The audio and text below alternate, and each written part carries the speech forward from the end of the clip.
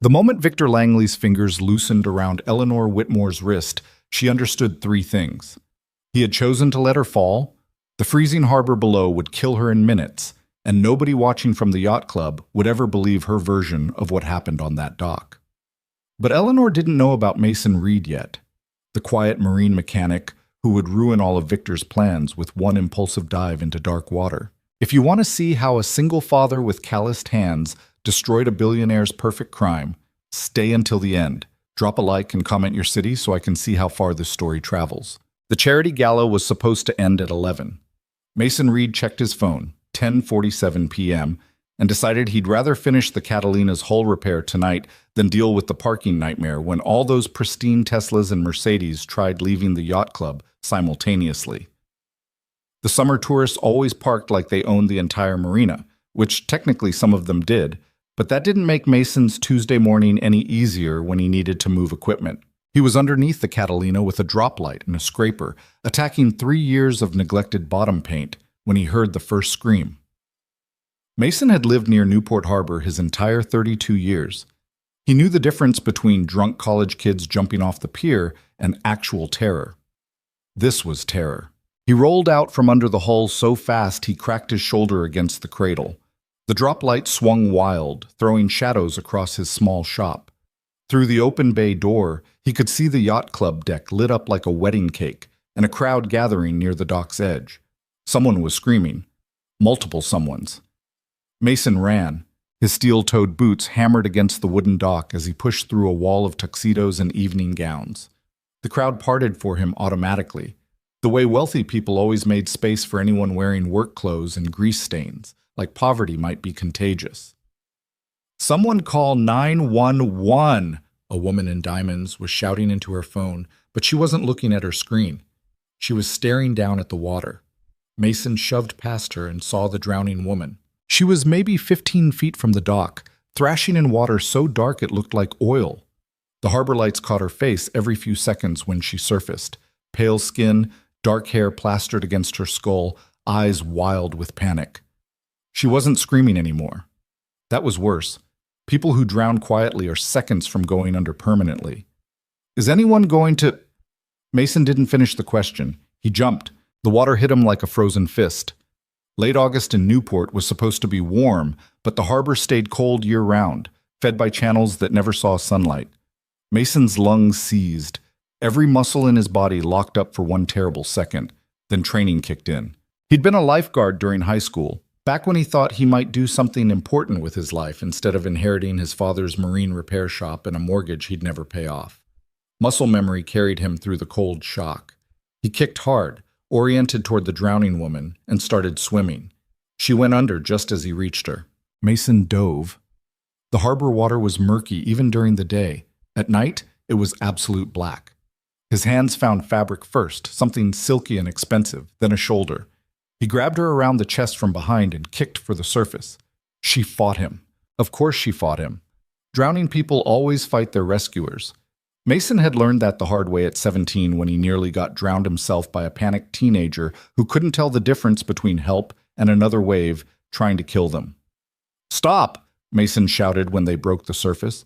"I've got you! Stop fighting me!" She didn't stop. Her elbow caught him in the ribs hard enough to knock the air from his lungs. Mason swallowed seawater and choked, but he didn't let go. He shifted his grip, locked his arm across her chest, and started the exhausting process of swimming them both back to the dock. The crowd was larger now. Someone had thrown a life ring, but it had landed 6 feet short, and nobody seemed interested in getting wet to retrieve it. Mason ignored them and focused on keeping the woman's face above water. "You're okay," he said, mostly to himself. "You're okay. We're almost there." Her struggles were weakening. That was either very good or very bad.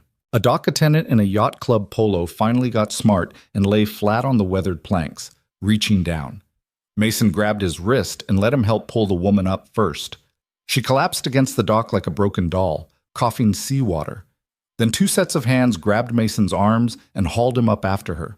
He rolled onto his back, gasping, staring up at a circle of concerned faces backlit by decorative string lights. Someone had draped a rescue blanket over the woman. Someone else was asking if he was okay. Mason sat up slowly, ribs aching where she'd elbowed him. She needs an ambulance, he managed. Already on the way. The voice was male, smooth, with the kind of accent that cost $50,000 a year in private school tuition. You were incredibly brave. Truly. Mason looked up and saw a man in a perfectly tailored tuxedo crouching near the woman. He was touching her shoulder, trying to pull her against his chest in what might have looked like comfort if you didn't notice how stiff she'd gone. "Eleanor," the man said softly. "Darling, you're safe now." The woman, Eleanor, turned her head away from him. That was when Mason first saw her face clearly. She was younger than he'd thought, maybe 30, with sharp features and gray eyes that looked furious even while she was trembling in a rescue blanket. The kind of beautiful that made you nervous, like maybe you shouldn't be looking directly at her without sunglasses. "Sir?" One of the yacht club staff was addressing Mason. "Sir, the paramedics will want to check you too." "I'm fine." "You could be hypothermic." "I said I'm fine." Mason got to his feet, dripping harbor water all over the yacht club's expensive teak decking. His phone was definitely dead. His wallet was soaked. His work boots were going to smell like seaweed for a month. Worth it, though. The woman was alive. Eleanor was staring at him now. Not grateful staring. Something else. Something that made the hair on the back of Mason's neck stand up, even though he was already freezing. The ambulance sirens were getting closer. "I should go," Mason said to nobody in particular. "Wait." Eleanor's voice was hoarse from screaming and swallowing seawater, but it cut through the crowd noise like a knife. "What's your name?" "Mason. Mason Reed." "Thank you, Mason Reed." She looked him dead in the eyes. Her lips moved, forming two words that the crowd couldn't hear over their own concerned chattering. "Don't tell." Then the paramedics arrived and everything became organized chaos. Mason let himself get shuffled to the side, wrapped in a second rescue blanket that he didn't need, while the professionals took over. He watched them load Eleanor onto a stretcher. The tuxedo man, her fiancé apparently, based on the massive diamond ring still somehow clinging to her left hand, tried to climb into the ambulance with her. "Family only," the paramedic said firmly. "I'm her fiancé, Victor Langley." The paramedic looked at Eleanor. She was staring at the ambulance ceiling, not responding. "Family only," the paramedic repeated. Victor's expression didn't change, but something ugly flickered behind his eyes. He stepped back smoothly and addressed the crowd. "I'm going to follow them to the hospital. Eleanor's been under tremendous stress since her father passed. I'm worried this might have been," he paused delicately, "intentional." A murmur rippled through the crowd. Concerned, scandalized. Mason's jaw tightened. The ambulance doors closed. Eleanor's gray eyes locked on Mason's face through the rear window for just a moment before the vehicle pulled away, lights flashing. "Don't tell. Don't tell what?" It. Mason lived above his shop in a one-bedroom apartment that charitable people called cozy and honest people called depressing. The building had been his father's before the heart attack, and now it was Mason's along with everything else. The mortgage, the business debt, the slowly rotting boats in various states of repair. His 7-year-old son, Caleb, was at his ex-wife's place for the week, which meant Mason had nobody to explain to why he looked like he'd gone swimming in his work clothes. Small mercies. He peeled off his soaked shirt and jeans, left them in a heap in the bathroom, and stood under a hot shower until the shaking stopped. His ribs had already started to bruise where Eleanor had elbowed him. Tomorrow morning, they'd be purple. Worth it. Still worth it. Mason dried off, pulled on sweatpants and a faded Red Sox t-shirt that was older than his son, and was about to microwave something that used to be dinner when someone knocked on his door. He wasn't expecting anyone. The shop was closed. His few friends knew better than to drop by at midnight on a Tuesday. Mason checked the peephole. Eleanor Whitmore was standing in his hallway. She wasn't wearing the evening gown anymore. Someone had given her gray sweatpants and a hoodie that was 3 sizes too big. Her hair was still damp. She was barefoot.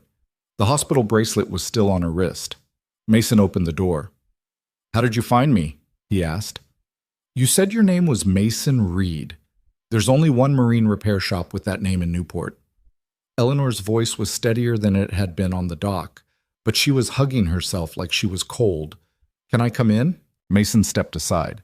His apartment looked worse with a witness. The furniture was mismatched yard sale purchases. Caleb's drawings covered the refrigerator. There were boat part catalogs stacked on the coffee table and a sink full of dishes Mason had meant to wash 3 days ago. Eleanor didn't seem to notice. She walked straight to the window that overlooked the harbor and stared out at the dark water. "You should be at the hospital," Mason said. "They wanted to admit me for observation. I signed myself out." "That was stupid." "Probably." Eleanor turned to face him.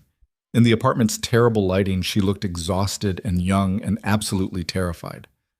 "I need to tell someone the truth before Victor finishes rewriting the story." Mason closed the door. "What story?" "The one where I'm unstable and suicidal and trying to hurt myself because I can't cope with my father's death." Eleanor's voice was bitter. "The one where Victor is the concerned fiancé trying to save me from myself. The one where tonight was a tragic accident or a cry for help instead of attempted murder." The word hung in the air between them. "You think he tried to kill you?" Mason said slowly. "I don't think. I know." Eleanor pulled the hoodie sleeves over her hands. "We were arguing on the dock. I just told him the engagement was off. He grabbed my wrist when I tried to leave and I slipped near the edge. For maybe a second, he held on. Then he let go." "That's not murder?" "Not technically, not provably." Eleanor laughed, but it sounded broken. "Victor's smart. He didn't push me. He just stopped preventing me from falling. There's a difference, legally, morally, apparently." Mason sat down on his second-hand couch. His ribs were really starting to hurt now. "Why were you ending the engagement?" "Because 3 months ago my father died and left me controlling interest in the Whitmore Harbor Trust. Victor's been pressuring me to sign documents that would give him equal power over company decisions. I kept stalling. Tonight he gave me an ultimatum: sign before the gala ended or he'd go to the board and tell them I was mentally incompetent to manage the trust. Can he do that?" "With the right lawyers and the right narrative, yes." Eleanor moved away from the window and stood awkwardly in the middle of Mason's small living room like she wasn't sure if she was allowed to sit down. "I'm a 30-year-old woman who inherited a fortune 6 months after my father's unexpected death. I've been emotional. I've missed board meetings. I've made decisions Victor disagreed with. He's been building a case for months that I'm unstable. So you told him no, and he tried to drown you. He created a situation where I might drown, and if I did, it would look like suicide or an unfortunate accident. Nobody would question it. The traumatized heiress, overwhelmed by grief, makes a terrible choice at a charity gala after an argument with her concerned fiancé." Eleanor's voice was flat now, reciting the story like she'd heard it already. "Victor was probably already composing the eulogy when you jumped in." Mason rubbed his face. This was insane. This was way above his pay grade, which was approximately $42,000 a year before taxes. "You need to go to the police." "And tell them what?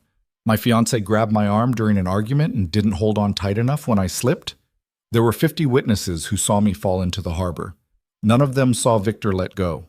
It was dark. We were partially hidden by the dock equipment. Even if I report it, it's my word against his." Eleanor finally sat down, choosing the chair farthest from Mason. "Victor's already started controlling the narrative. Did you hear what he told the crowd before the ambulance left? That you've been under stress. That it might have been intentional. By tomorrow morning, everyone at that gala will be telling their friends I tried to kill myself. By the end of the week, the board will have documented concerns about my mental stability. Victor wins either way. Either I'm dead or I'm alive but discredited." Mason was starting to understand why Eleanor had shown up at his apartment instead of the police station. "What do you want from me?" "I don't know." She looked down at her bare feet. Someone had bandaged a cut on her left ankle, probably from the harbor's rocky bottom. "You're the only person who saw me go into that water who doesn't have a reason to believe Victor's version of events. You don't know me. You don't know him. You're just neutral." "I'm not neutral. I pulled you out of a harbor because you were drowning. But you don't know why I was drowning. You don't know if I jumped or fell or got pushed. You're just the guy who happened to be close enough to hear the screaming." Eleanor met his eyes. "That makes your perspective valuable. Maybe the only valuable one." Before Mason could figure out how to respond to that, his phone buzzed.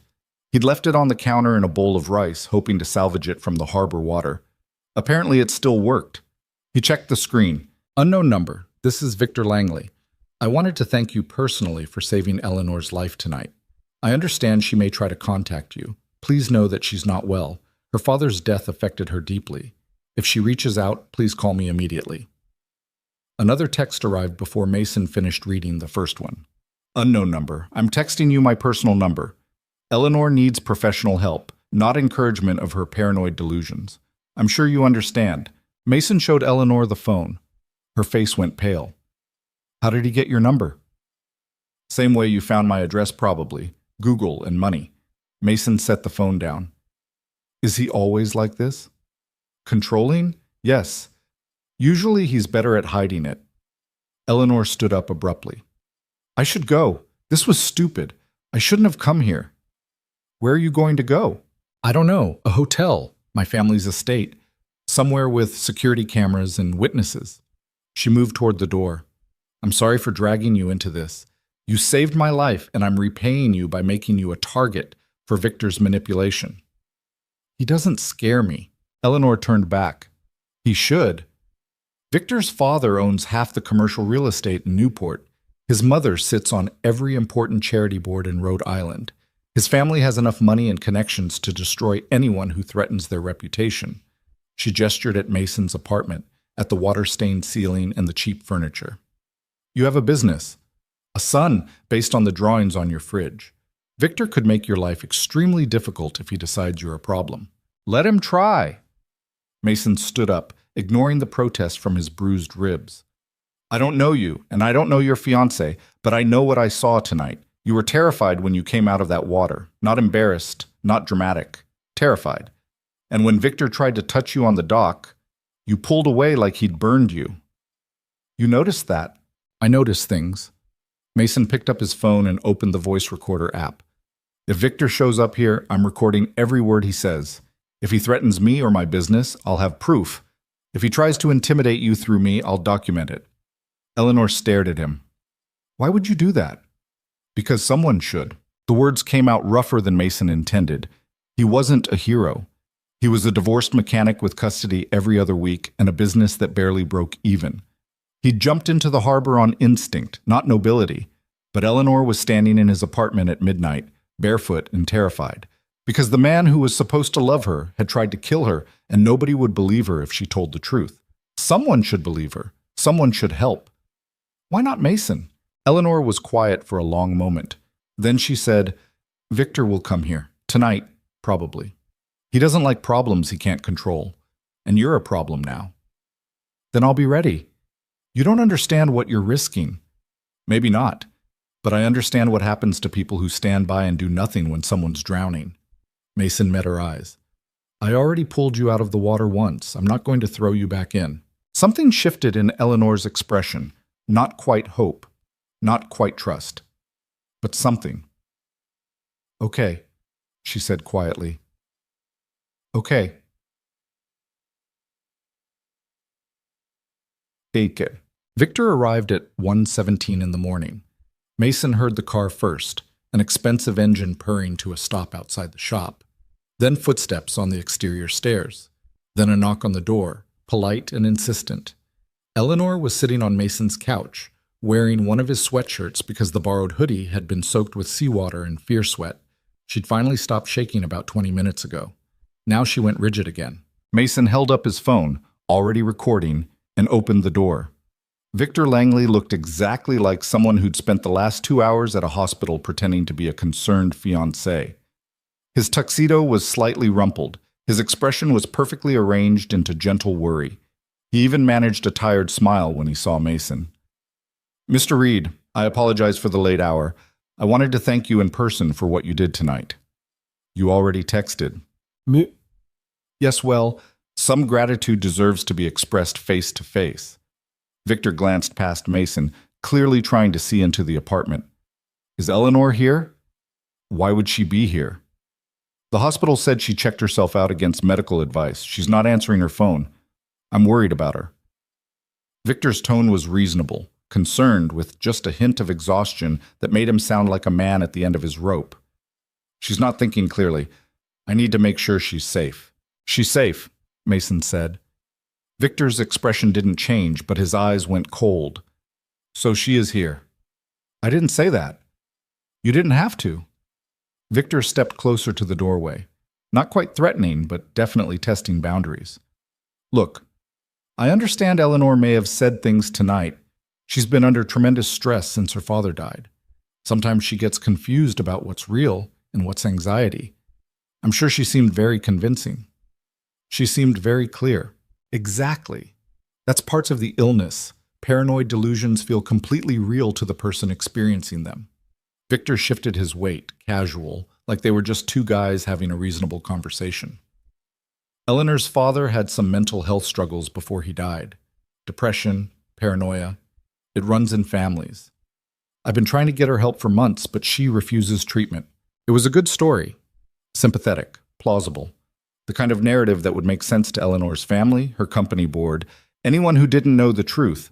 Mason kept his phone recording and his expression neutral. That's rough. It is. I love her, but I can't force her to get help. All I can do is try to protect her from herself. Victor's voice dropped, confidential. Tonight was a wake-up call. If you hadn't been there, she would have died. I owe you everything for saving her life. You don't owe me anything. I disagree. In fact, I'd like to make a donation to your business. I saw the shop downstairs. I'm sure equipment upgrades are expensive.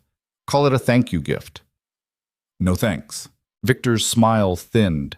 You're a single father, correct? Caleb, 7 years old, joint custody arrangement with your ex-wife Jennifer? The shift happened so fast, Mason almost missed it. 1 second, Victor was playing the grateful fiancé. The next second, he was listing details about Mason's personal life that he had no business knowing. Mason's hand tightened on the phone. Stay away from my son. I'm not threatening your son, Mr. Reed. I'm simply pointing out that you have responsibilities, obligations.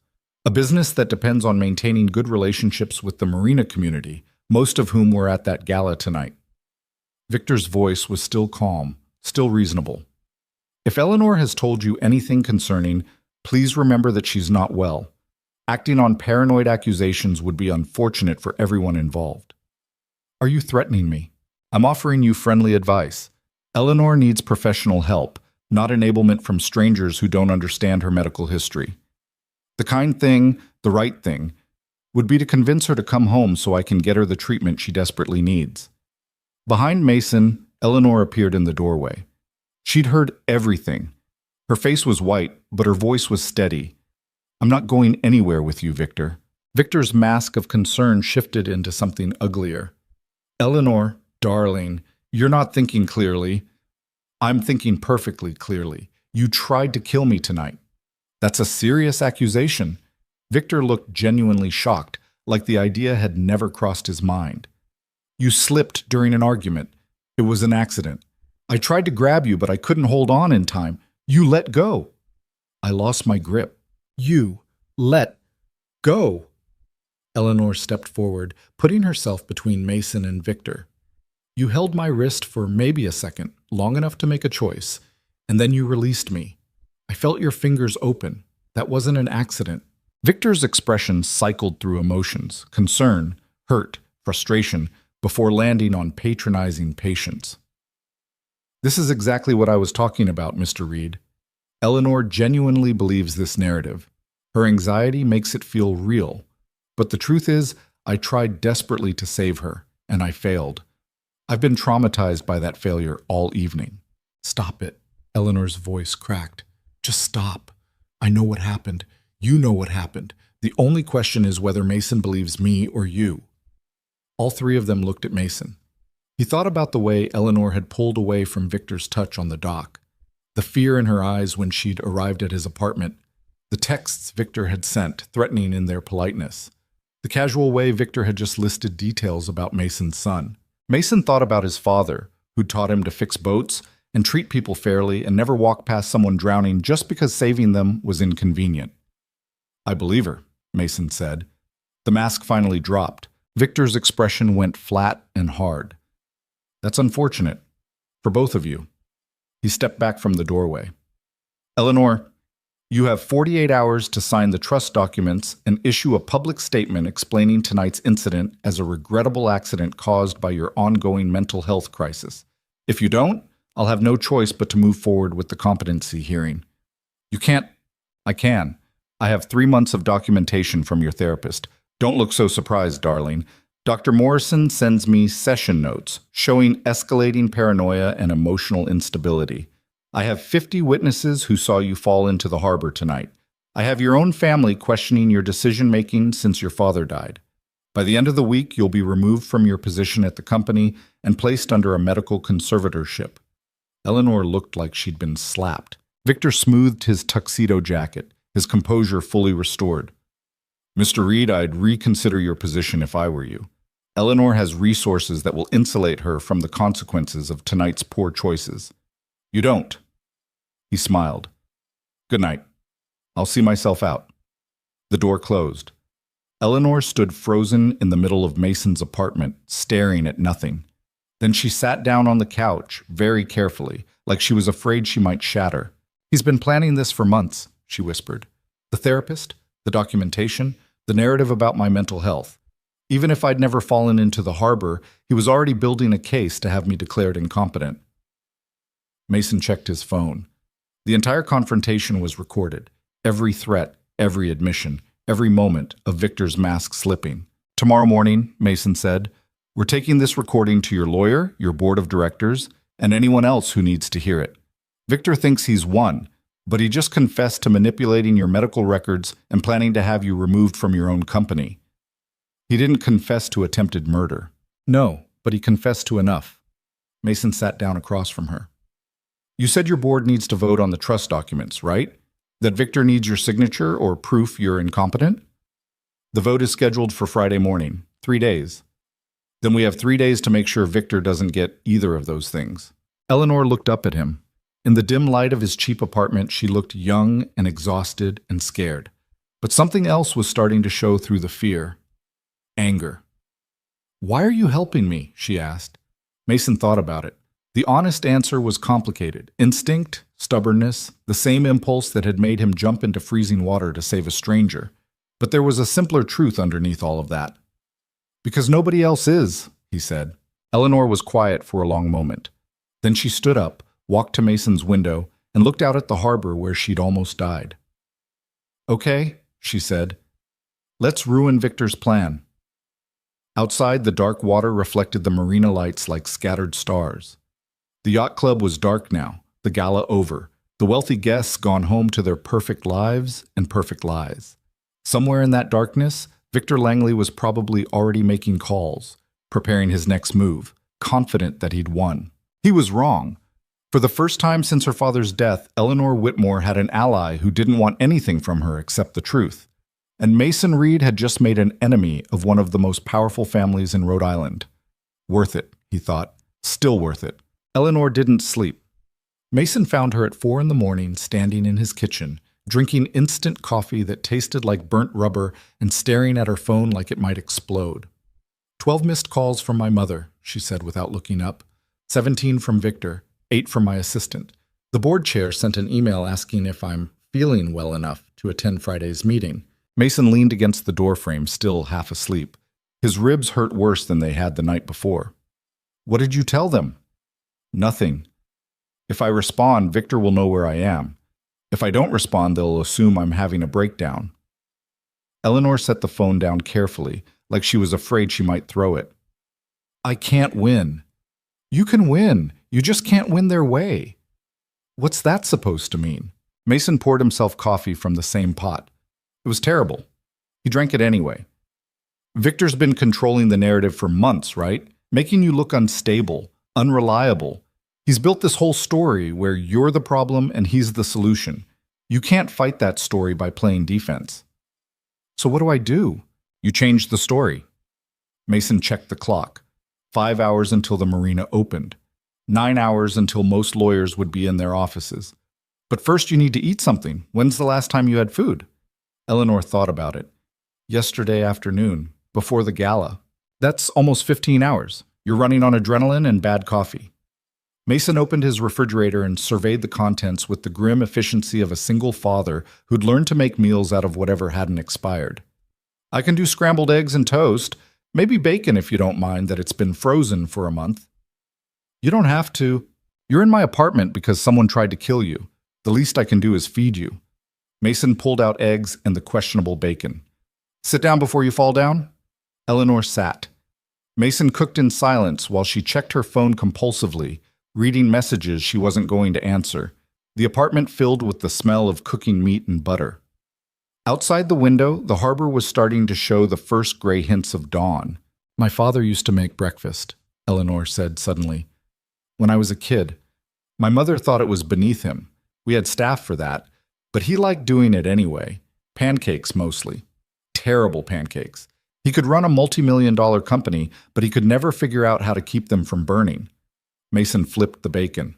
Sounds like a good dad. He was. He also worked 16-hour days and forgot my birthday 3 years in a row and died of a stress-induced heart attack at 59 because he wouldn't take a vacation. Eleanor's voice was flat. Victor reminds me of him. The work ethic, the focus. That's probably why I said yes when he proposed. You don't have to explain your choices to me. I'm not explaining. I'm just trying to figure out how I ended up here in a stranger's apartment, hiding from my fiancé, planning some kind of corporate counterattack with a mechanic I met 12 hours ago. She laughed, but it sounded broken. This is insane. Yeah, Mason agreed. It is. He plated the eggs and bacon, added toast that was slightly burnt because his toaster had 2 settings, raw or charcoal, and set breakfast in front of Eleanor. She stared at it like she'd forgotten what food was for. Eat, Mason said. She did. Slowly at first, then faster, like her body suddenly remembered it needed fuel. Mason ate standing up, leaning against the counter, watching the harbor wake up through the window. The recording from last night, Eleanor said between bites. Will it actually matter? Victor didn't admit to letting me fall. He just threatened to have me declared incompetent. He admitted to accessing your confidential therapy records and using them to build a case against you. That's probably illegal. Definitely unethical. Mason set his plate in the sink. More importantly, it proves you're not paranoid. You said Victor's been telling everyone you're unstable and seeing threats that don't exist, but the recording shows he's been actively plotting against you for months. That's not paranoia. That's reality. The board won't care about ethics. Half of them are friends with Victor's family. Then we find the half that aren't. Mason grabbed his phone and pulled up the notes he'd made at 2 in the morning when he couldn't sleep. You said the vote is Friday. That's 3 days. Who on the board might actually listen to you? Eleanor thought about it. Patricia Chen, she was my father's lawyer before she joined the board. She doesn't like Victor. She thinks he's too ambitious. Marcus Webb might be neutral. He's old money, hates scandal, but he's fair. The rest are either Victor's allies or too afraid of conflict to matter. 2 people. That's a start. Mason added the names to his notes. What about your family? My mother will side with Victor. She already thinks I'm being difficult about the trust documents. My older brother is in Europe. He won't come back for a board meeting. Eleanor pushed eggs around her plate. My father's sister might help, but she's been out of the company for years. I don't know if she still has any influence. Call her anyway. It's 4:30 in the morning, so she'll be awake to take the call. Mason refilled Eleanor's coffee. Here's what I'm thinking. Today we contact everyone who might be on your side. We get you a lawyer who isn't reporting to Victor.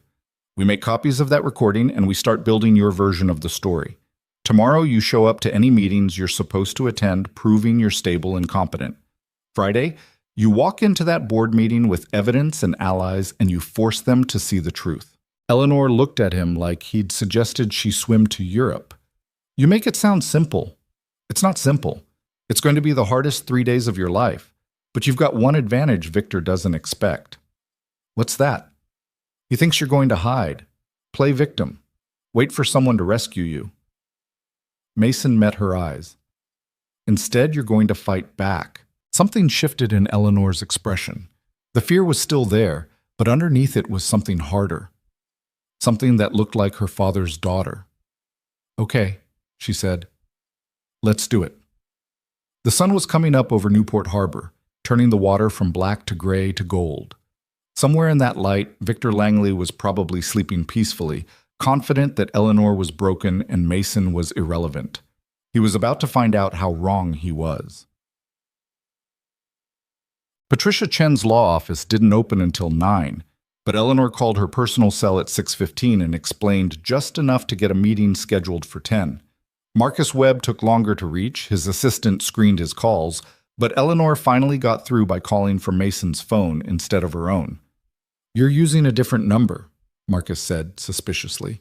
"I'm being cautious. Victor has access to my phone records." Eleanor was pacing Mason's small apartment, wearing yesterday's borrowed sweatpants and radiating nervous energy. "I need to talk to you about Friday's vote, in person, privately." "Eleanor, if this is about the trust documents, it's about Victor manipulating the board using fabricated concerns about my mental health. It's about him accessing my confidential medical records. It's about attempted murder." Eleanor's voice didn't shake. "1 hour of your time, Marcus. If you still think I'm being paranoid after you hear what I have to say, I'll resign from the board myself." There was a long pause. 10:30. "My club. Come alone." "I'm bringing my lawyer." "Patricia Chen isn't your lawyer. She's on the board. That's a conflict of interest." "Then I'm bringing a witness." Eleanor looked at Mason. He nodded. "His name is Mason Reed. He saved my life last night when I fell into the harbor. He also recorded Victor threatening both of us outside his apartment at 1 in the morning. Another pause. Longer this time. 10:30, Marcus repeated. "Don't be late." He hung up. Eleanor set the phone down. Her hands were shaking slightly.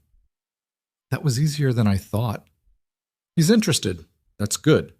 Mason was looking at his own phone, scrolling through the marina's schedule.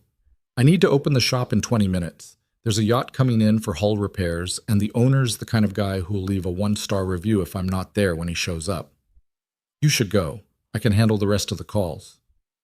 "Alone in my apartment?" "I've been alone before." "Not while Victor knows where you are." Mason grabbed his work jacket. "There's a spare key in the drawer by the sink.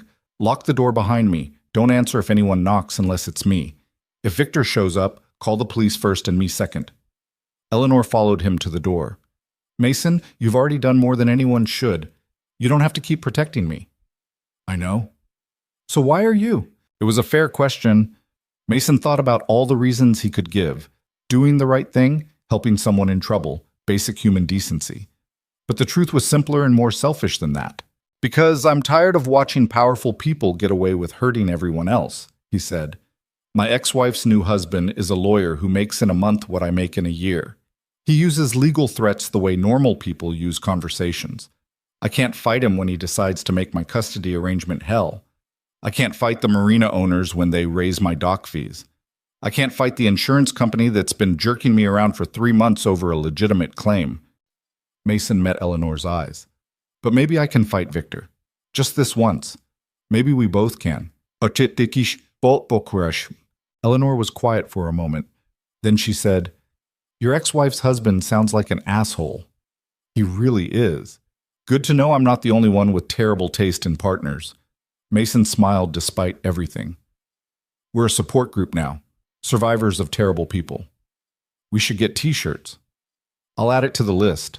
Mason opened the door. "Lock this behind me. I'll be back by 9 to drive you to Patricia's office." "Mason," Eleanor caught his arm. "Thank you for everything. I know I keep saying it, but stop thanking me and start planning how you're going to destroy Victor's credibility in front of the board." Mason stepped into the hallway. "That's all the thanks I need." He waited until he heard the deadbolt click before heading downstairs to open the shop. The yacht owner showed up 15 minutes early and complained that Mason looked tired. Mason bit his tongue, smiled professionally, and spent the next 3 hours replacing corroded through-hull fittings while thinking about all the ways Victor's plan could still work. Eleanor had evidence, but evidence didn't always matter. She had allies, but allies could be bought or intimidated. She had the truth, but the truth was a terrible weapon when the other side controlled the narrative. Around 8:30, Mason's phone buzzed. "Jennifer, Caleb wants to know if you're still picking him up Saturday. He's worried you forgot." Mason's chest tightened. He'd completely forgotten about this weekend's custody swap. Between pulling Eleanor from the harbor and recording Victor's threats and planning some kind of corporate counterattack, his son had slipped his mind entirely. "Mason, I didn't forget. Tell him I'll be there at 9 like always. Jennifer, he also wants to know if you can take him to the aquarium. I told him you probably have to work, but he's insistent." Mason looked around the shop. The Catalina still needed finishing. The yacht owner would probably want additional work once Mason presented the inspection report. There were a dozen small jobs stacking up, none of them profitable enough to turn down. Mason: aquarium sounds good. I'll make it work. Jennifer: are you okay? You sound stressed. Mason stared at the message. Jennifer had left him 3 years ago for someone more stable, more successful, more everything Mason wasn't, but she still knew him well enough to hear stress in a text message. Mason: long week, I'm fine. Jennifer: if you need to reschedule Saturday, I can explain to Caleb. Mason: I'll be there. Tell him to pick which exhibits he wants to see. He put the phone away before Jennifer could press harder. The last thing he needed was his ex-wife knowing he'd gotten involved in some wealthy family's attempted murder drama. She already thought he made poor decisions. This would just confirm it. By 9 o'clock, Mason had finished the through-hole work and scrubbed most of the grease off his hands. He locked up the shop and headed upstairs to find Eleanor standing in front of his bathroom mirror, trying to make yesterday's gala hair look presentable. I can't meet with board members looking like this, she said. You look fine. I look like I slept in a sweatshirt. Which I did. Eleanor gave up on her hair and turned to face him. I need to go home. Get proper clothes. Maybe shower in a bathroom that wasn't built in 1987. Victor might be watching your house. He definitely is, but I can't fight for my company wearing your Red Sox t-shirt. Eleanor pulled at the oversized sweatshirt. I need to look like someone who runs a multi-million-dollar trust, not someone who's having a breakdown. She was right. Mason hated that she was right, but appearances mattered in Eleanor's world. You couldn't walk into a board meeting looking like a victim and expect to be treated like a CEO. I'll drive you, he said. We go in, you grab clothes and whatever else you need. We leave. 10 minutes maximum.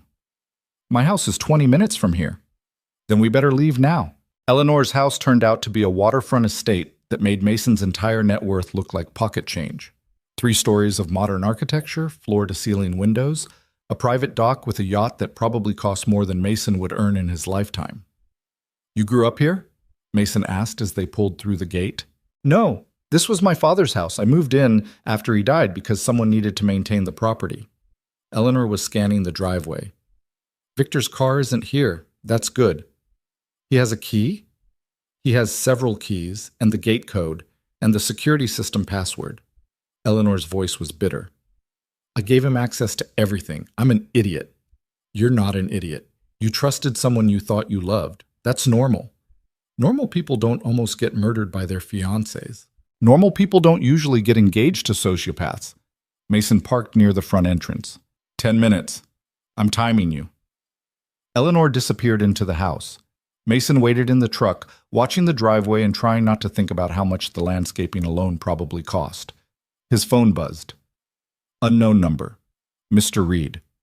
This is Catherine Whitmore, Eleanor's mother. I understand my daughter spent the night at your residence. I'd like to speak with you at your earliest convenience. Mason stared at the message. Eleanor had said her mother would side with Victor. This couldn't be good. Before he could decide whether to respond, Eleanor emerged from the house carrying a garment bag and a laptop case. She looked more like herself now, hair pulled back, minimal makeup, wearing jeans and a blazer that probably cost more than Mason's truck. Your mother just texted me, Mason said as Eleanor climbed in. Eleanor went pale. What did she say? Mason showed her the phone. Don't respond. She's fishing for information to give Victor. Eleanor buckled her seatbelt. My mother thinks I'm being dramatic about the engagement. She likes Victor. She thinks he's good for the family reputation. Even after you almost drowned? Especially after I almost drowned. It's embarrassing, scandalous. Much easier to believe I'm having a mental health crisis than to accept that Victor tried to kill me. Eleanor's voice was flat. Drive, please. Before she shows up here. Mason drove. They made it to Patricia Chen's office with 5 minutes to spare. Patricia was waiting in the conference room, reading glasses perched on her nose, looking at Eleanor with the kind of sharp assessment that probably made hostile witnesses nervous. You look terrible, Patricia said. I almost died last night. I heard. I also heard you checked yourself out of the hospital, disappeared for 12 hours, and are now making serious accusations against your fiancé. Patricia gestured to the chairs. Sit, both of you. Tell me everything. Eleanor did. She started with the argument on the dock and ended with Victor's visit to Mason's apartment. Patricia took notes in precise handwriting, her expression giving nothing away. When Eleanor finished, Patricia set down her pen. "Do you have proof Victor accessed your therapy records?" "He mentioned Dr. Morrison sends him session notes. That's a HIPAA violation." "Only if you didn't authorize it. Did you?" Eleanor hesitated. "Victor gave me the referral to Dr. Morrison. He said it would help with my grief. I might have signed something allowing them to share general updates about my progress. Then it's not illegal. Unethical maybe, but not illegal." Patricia looked at Mason. "You recorded Victor threatening you?" Mason pulled out his phone and played the audio. Patricia listened without interrupting, her expression darkening when Victor mentioned Caleb. "That's better," she said when it finished. "Veiled threats about your business and your son. Documentation of Victor planning to remove Eleanor from the company. It's not proof of attempted murder, but it's proof of a conspiracy to undermine her authority." "Is it enough to stop the vote?" Eleanor asked. "That depends on the board. Some of them will hear this and be outraged. Others will dismiss it as a personal dispute between you and Victor." Patricia removed her glasses. "Eleanor, I need to ask you something, and I need you to be completely honest. Is there any possibility Victor is right about your mental health? Any chance you're misinterpreting his actions because you're grieving your father?" Eleanor's jaw tightened. "You think I'm crazy. I think you've been through trauma and grief is complicated. I'm asking whether there's any part of you that doubts what you felt when Victor let go." The conference room was silent. Mason watched Eleanor's face cycle through emotions: anger, hurt, doubt. Then something settled in her expression, something certain and hard. "I know what I felt," Eleanor said quietly. "Victor held my wrist for maybe 2 seconds. I could feel each of his fingers. His grip was tight enough to bruise. I can show you the marks if you need proof. Then his hand opened, deliberately. I felt his fingers spread apart, and then I was falling." She looked directly at Patricia. "I'm not misinterpreting anything. I'm not confused. Victor tried to kill me, and when that didn't work, he decided to destroy my credibility instead." Patricia held her gaze for a long moment. Then she nodded. "Okay, I believe you." Eleanor's shoulders sagged with relief. "Now we need to make the board believe you," Patricia continued. "Marcus Webb is your next meeting? 10:30 at his club. Marcus is old school. He'll want this handled quietly. No scandal, no publicity." Patricia tapped her pen against her notes. "Show him the recording. Be calm. Don't get emotional. Lay out the facts like you're presenting a business case, not a personal grievance. If you can convince Marcus, he'll bring at least 2 other board members with him. And if I can't convince him, then Friday's vote will be very difficult." Patricia stood. "Eleanor, I want to help you, but I need to be clear about my position. I'm on the board. If this becomes a formal legal matter, I'll have to recuse myself to avoid conflict of interest. Until then, I can offer advice as a friend, not as your lawyer." "I understand." "Good. One more thing." Patricia looked at Mason. "You're doing something kind by helping Eleanor, but kindness doesn't insulate you from consequences. Victor's family has resources to make your life extremely unpleasant. If you want to walk away, now's the time." Mason had been asked some version of this question 3 times in the last 12 hours. His answer hadn't changed. "I'm staying," he said. Patricia smiled slightly. "Then you're either very brave or very stupid, possibly both." She handed Eleanor a business card. "That's my personal cell. If Victor escalates, call me immediately. And Eleanor, be careful. Men like Victor don't respond well to being cornered." Marcus Webb's club was exactly what Mason expected. Old wood paneling, older money, and a dress code that definitely didn't include work boots and jeans. The hostess looked at Mason like he'd tracked mud on the carpet just by existing. "Mr. Webb is expecting us," Eleanor said crisply. The hostess checked her list, visibly disappointed that she couldn't throw them out. "The Oak Room, 2nd floor." Marcus was waiting at a corner table with a view of the harbor. He was maybe 70, with the kind of weathered elegance that came from generations of family money. He stood when Eleanor approached, kissed her cheek, and shook Mason's hand with the grip of someone who'd built at least part of his fortune himself. "Eleanor, you look better than I expected after last night's incident." "I'm resilient." Eleanor sat down. Thank you for meeting with us. I'm not sure I had much choice after that phone call. Marcus gestured to the server for coffee. You mentioned attempted murder. That's not a phrase one uses lightly. I'm not using it lightly. Eleanor told the story again. Mason watched Marcus's face, trying to read his reaction. The old man listened without interrupting, his expression neutral, giving nothing away. When Eleanor finished, Marcus was quiet for a long moment. Then he said, That's a serious accusation with no proof. We have proof of Victor's manipulation.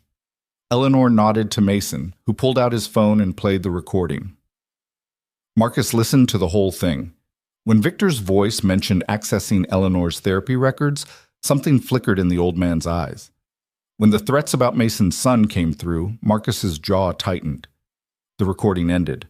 Victor's always been ambitious, Marcus said slowly. I've known his family for 40 years. His father is ruthless in business, his mother is calculating in society. Victor learned from both of them. He looked at Eleanor. But this goes beyond ambition. This is malicious. Then you'll support me at Friday's vote? I'll block any attempt to remove you from the company based on fabricated mental health concerns. But Eleanor, I need you to understand something. Marcus leaned forward. Even if we stop Victor's immediate plan, this isn't over. He's invested months into building this narrative. He has allies on the board, friends in the business community, family connections throughout Rhode Island. You can win Friday's battle and still lose the war. What are you suggesting? I'm suggesting you need to decide what you actually want. Do you want to run your father's company, or do you want to escape the world that almost killed you? Marcus's voice was gentle but firm. Because if you want to run the company, you'll be fighting Victor and people like him for years. Every decision questioned, every move scrutinized. They'll wait for you to make a mistake, and then they'll pounce. Eleanor's hands tightened around her coffee cup. My father built that company. It's his legacy. Your father's legacy is also what gave him a heart attack at 59. Marcus softened slightly. I loved your father, Eleanor. He was brilliant and driven, and he sacrificed everything for that company, including his health and his family. You don't have to make the same sacrifice. So I should just let Victor win? I'm saying you should make sure you're fighting for the right reasons, not obligation, not guilt, not to prove something to people who'll never be satisfied. Marcus glanced at Mason, then back to Eleanor. You almost died last night. You're sitting in my club with a man you met 12 hours ago, planning corporate warfare against your former fiancé. Maybe that's a sign you should reconsider what you actually want from life. The words hung in the air between them.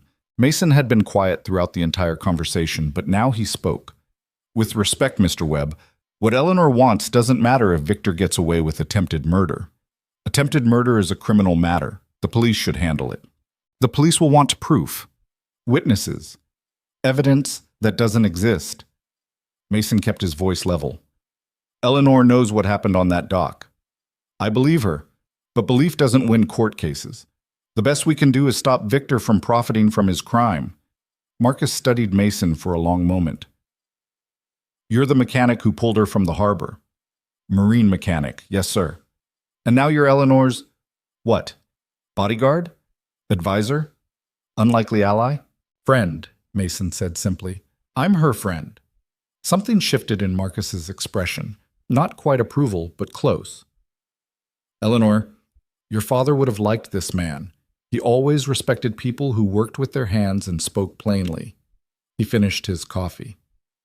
I'll support you at Friday's meeting. I'll bring David Torres and probably Marianne Shu with me. That gives you 5 votes if Patricia abstains. You need 6 for majority. The vote requires 7 for the trust documents to pass, Eleanor said. Then you just need to prevent Victor from getting 7 votes in favor. That's more achievable than getting 6 against. Marcus stood. But Eleanor, think about what I said. Winning on Friday doesn't solve your bigger problem. Victor will still be out there, and he'll still believe he owns you. They left the club in silence. Mason drove back toward the marina while Eleanor stared out the window, processing everything Marcus had said. He's right, she said finally. Even if I win Friday, Victor doesn't stop. He'll find another way to come after me. Then we make sure he can't. How? Mason had been thinking about this since last night. Victor's whole strategy depends on you looking weak and him looking protective. We flip that. You show up Friday looking strong, competent, and completely in control. You present evidence of his manipulation. You force the board to see him as the threat, not you. Then you fire him from every advisory position, remove his access to company information, and make it clear that any future contact will be considered harassment. He'll sue. Let him sue. Patricia said the recordings prove a conspiracy. That's a better court position than anything Victor has. Mason glanced at her. The question isn't whether Victor will fight back. It's whether you're ready to fight harder. Eleanor was quiet for a mile. Then she said, I called my aunt while you were working this morning. My father's sister. She lives in Maine, runs a marine conservation nonprofit. She hasn't spoken to my mother in 5 years because they disagreed about how to handle my father's estate. Is she coming to the vote? She can't. She's recovering from surgery, but she said something that stuck with me. Eleanor's voice was soft. She said my father spent his whole life building a company that consumed him, and if I wasn't careful, I'd let it consume me too. She asked if I actually liked running the Harbor Trust, or if I was just doing it because I thought my father would want me to. What did you tell her? I don't know. I honestly don't know. Eleanor pressed her forehead against the window.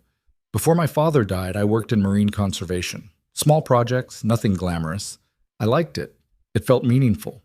Then he had his heart attack, and suddenly I was in charge of this massive company with hundreds of employees and board members who resented me and Victor whispering that I needed his help to manage it all.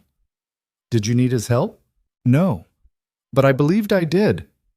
Victor was good at making me believe things. Eleanor's reflection in the window looked tired and lost. Mason, what if Marcus is right? What if I'm fighting for something I don't even want? Mason pulled into the marina parking lot and turned off the engine. The harbor was busy now. Tourists, boats, people living lives that had nothing to do with corporate warfare and attempted murder. Then you still fight, he said. Because even if you decide you don't want the company, Victor doesn't get to take it from you through manipulation and threats. You fight on Friday, you win, and then you make your own choice about what comes next, not a choice forced on you by someone who tried to drown you. Eleanor turned to look at him. You're very certain about all this. I'm not certain about anything, but I know what it's like to have someone take choices away from you. Mason thought about Jennifer leaving, about the custody arrangement that gave him his son for alternate weeks, about working 60 hours to barely break even while his ex-wife's lawyer husband paid for Caleb's private school like it was pocket change. The only thing worse than making a bad choice is having someone else make it for you. Eleanor held his gaze for a long moment. Then she reached over and squeezed his hand. Thank you for understanding, for staying, for all of it. Mason squeezed back. We should get you somewhere safe before Victor figures out where you are. I can't hide in your apartment forever. So we find somewhere else, a hotel under a different name, a friend's house. Somewhere Victor can't just show up at 1 a.m. Eleanor's phone buzzed. She checked it and went pale. What is it? Victor just sent a company-wide email. He's calling an emergency board meeting for tomorrow morning to discuss serious concerns about the CEO's fitness to lead. Eleanor's voice shook. He moved up the timeline. He's not waiting until Friday. He's forcing a vote tomorrow. Mason's jaw tightened. Can he do that? If enough board members agree to attend, yes. And they will. Half of them are probably already drafting their concerns about my mental state. Eleanor looked like she might cry or scream or both. He's cornering me. If I don't show up, I look unstable. If I do show up, he'll have his narrative ready and the votes he needs, and I'll be removed before I can fight back. Then we get our narrative ready faster. Mason was already pulling out his phone. Patricia said you need 6 votes. Marcus is bringing 3, including himself. That's 4 with Patricia abstaining. Who else might side with you? Eleanor thought frantically. Maybe Robert Kim. He's independent, doesn't like Victor's family, but he's also extremely conservative about scandal. If Victor frames this as me being emotionally compromised, Robert will side with stability over truth. What about your mother? She has a board seat, but she never uses it. She lets her proxy vote however the majority is leaning. Then we convince her to actually show up and vote for you. Mason, my mother thinks I'm being dramatic. She won't help. She might if she knows Victor tried to kill you. Mason was already typing out a message. What's her number? You can't just text my mother. Watch me. Mason sent the text before Eleanor could stop him. Mrs. Whitmore, this is Mason Reed. Your daughter is safe, and I have evidence Victor Langley has been manipulating her medical records and threatening witnesses. She needs you at tomorrow's emergency board meeting. Please call me. Eleanor stared at him. She's going to lose her mind. Good. Might shock her into actually listening. Mason's phone rang immediately. He put it on speaker. Catherine Whitmore's voice was ice and authority. Mr. Reed, you have exactly 30 seconds to explain why you're texting me about my daughter and making wild accusations about her fiancé before I call the police. Victor tried to drown your daughter last night, Mason said bluntly. He grabbed her wrist during an argument. She slipped near the dock edge and he let go. I pulled her from the harbor. Victor's been planning for months to have Eleanor declared incompetent so he can control the harbor trust. I have recordings of him admitting it. Eleanor needs you tomorrow at the emergency board meeting or Victor wins. Silence. Then, put Eleanor on the phone. Mason handed Eleanor the phone. She took it with shaking hands. Mother? Is what this man said true? Yes. All of it? All of it. Another silence, longer this time. When Catherine spoke again, her voice had changed. Not warm, exactly, but no longer ice. I'll be at the meeting tomorrow. And Eleanor? I'm calling our family lawyer. Victor Langley is going to regret the day he met our family. The call ended. Eleanor stared at the phone. My mother never threatens people. Maybe she just needed a reason to care. Mason started the truck. Where does your aunt live in Maine? Portland. Why? Because we're driving there tonight. You need to be somewhere Victor can't find you before tomorrow's meeting, and your aunt's house is 4 hours away. That's 4 hours for you to prepare your statement, 4 hours for Victor to panic about where you are, and 4 hours for your mother to decide exactly how she's going to destroy him in front of the board. Eleanor looked at Mason like he'd suggested they fly to the moon. You're just going to close your shop and drive me to Maine? The shop's been there for 30 years. It'll survive a day. Mason pulled out of the parking lot. Pack whatever you need. We leave in an hour. Mason, Eleanor, stop arguing and start preparing for tomorrow. You've got maybe 16 hours before you walk into that boardroom. Victor thinks he's got you cornered. Let's prove him wrong. For the first time since the harbor, Eleanor smiled. It was small and exhausted and real. Okay, she said, let's go to Maine.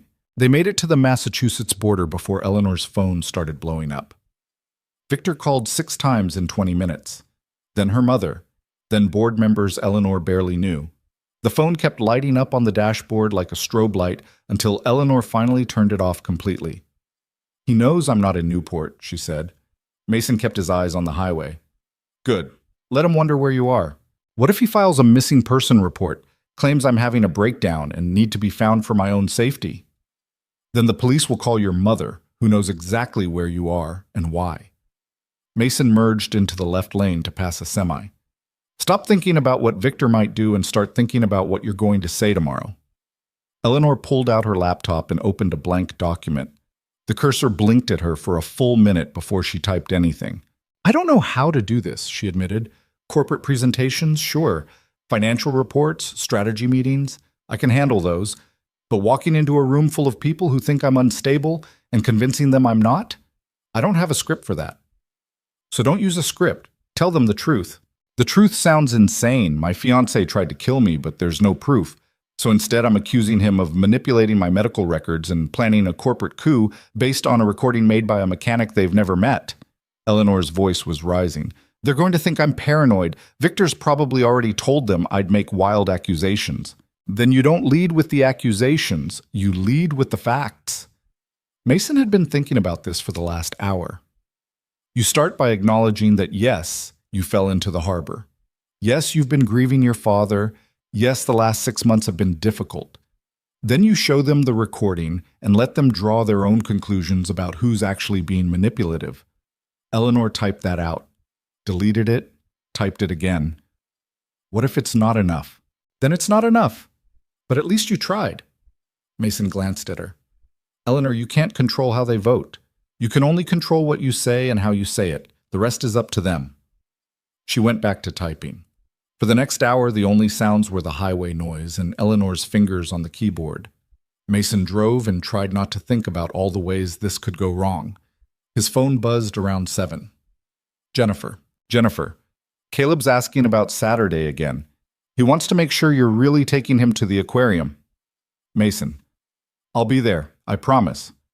Jennifer, Mason, if something's going on with work or money or whatever, you can tell me. We can reschedule. Mason, nothing's going on. I'll pick him up at 9 on Saturday like always. He put the phone away before Jennifer could push harder. Eleanor glanced at him. Your son? Yeah, I'm supposed to have him this weekend. You should be with him, not driving me to Maine. I will be with him Saturday morning. Until then, he's fine with his mother. Mason said it firmly enough that Eleanor dropped it, but the guilt sat heavy in his chest anyway. The truth was, Caleb had been fine with his mother for 3 years now. Fine in ways he'd never been fine with Mason. Better school, bigger house, stepfather who didn't work weekends or smell like motor oil. Mason got alternate weeks and the knowledge that he was the backup parent, the one Caleb tolerated but didn't prefer. And now he was spending the week before his custody time helping a woman he'd known for 36 hours instead of doing literally anything else. His father would have called him an idiot. His father would also have jumped into that harbor without hesitating, so maybe idiotic heroism ran in the family. They stopped for gas outside Portsmouth. Mason filled the tank while Eleanor went inside to buy coffee that would probably taste like dishwater. When she came back, she was on her phone again. I turned it back on to call my aunt. 17 missed calls from Victor, 4 from my mother, 3 from board members. Eleanor handed Mason his coffee. Also a text from Patricia saying Victor's lawyer sent a formal letter to the board questioning my mental competency. When? 2 hours ago. They're building their case in real time. Eleanor's hands were shaking slightly.